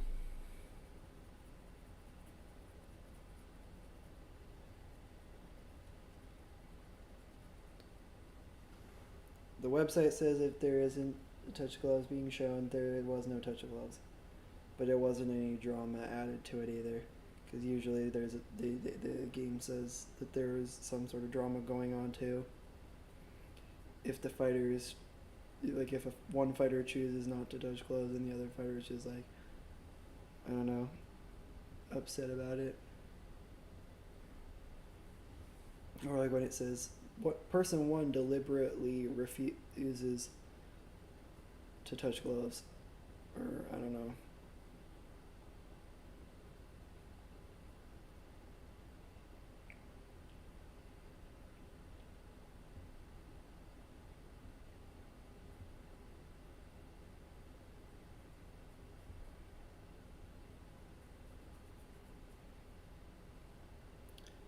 Alright, we got the takedown.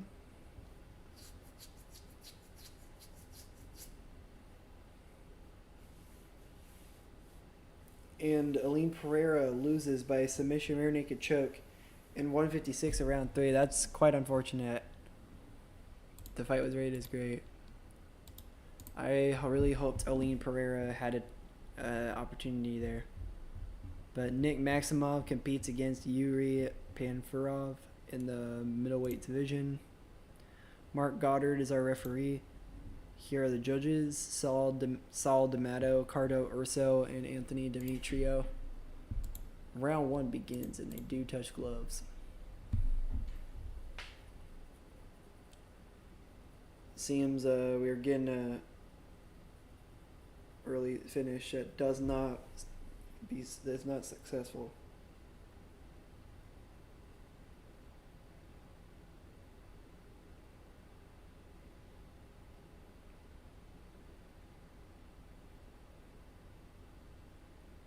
Okay, they're up against the ropes.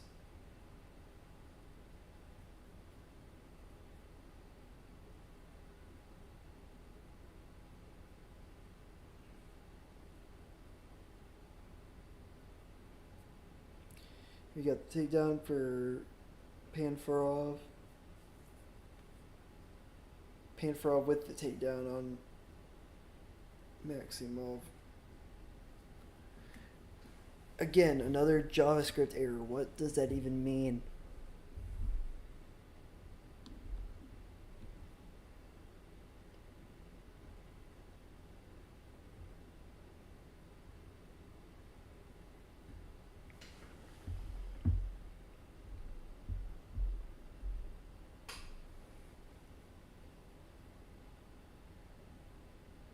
And Maximov takes the win by submission, rear naked choke in 2:46.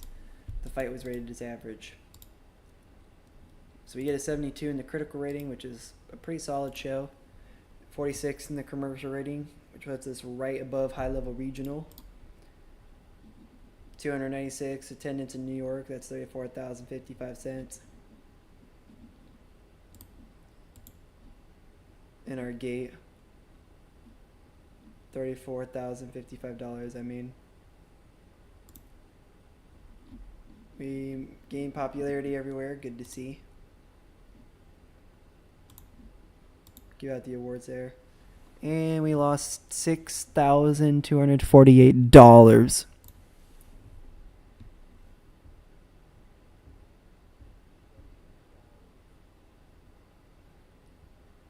Not ideal. Not at all ideal.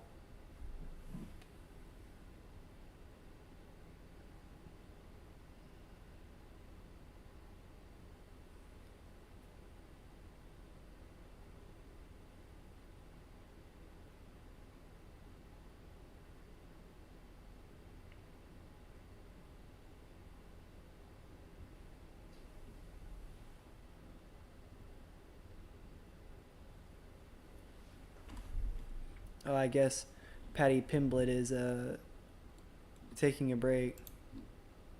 Grace Cleveland had a undisplaced mandibular fracture while fighting.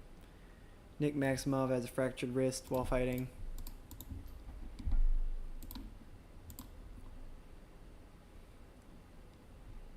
Well, I think I'll add in Warriors 3. I'm not going to book the show just yet, but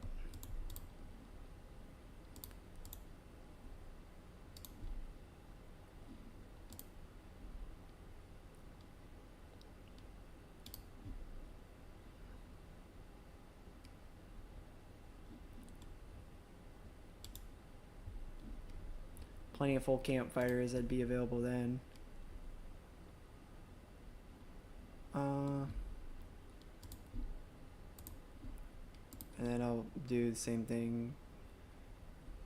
Let's go Wednesday for Warriors 4. This one we'll do not in New York City though. How about New Jersey?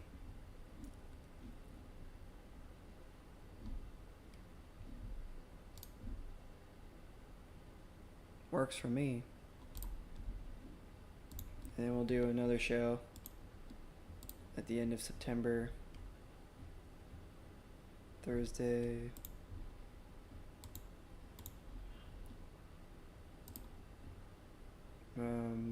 Maine, I think, is what I want to do. Maine, yeah.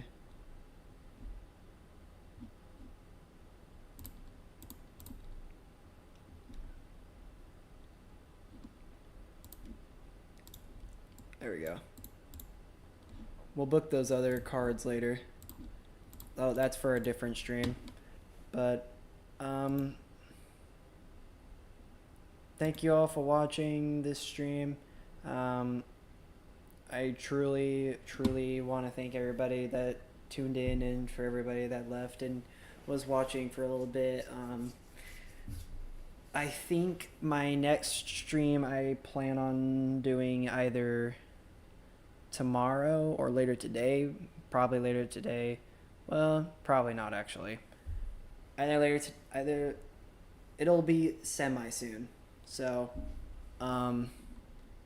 thank you all for watching, and I'll see you guys next time.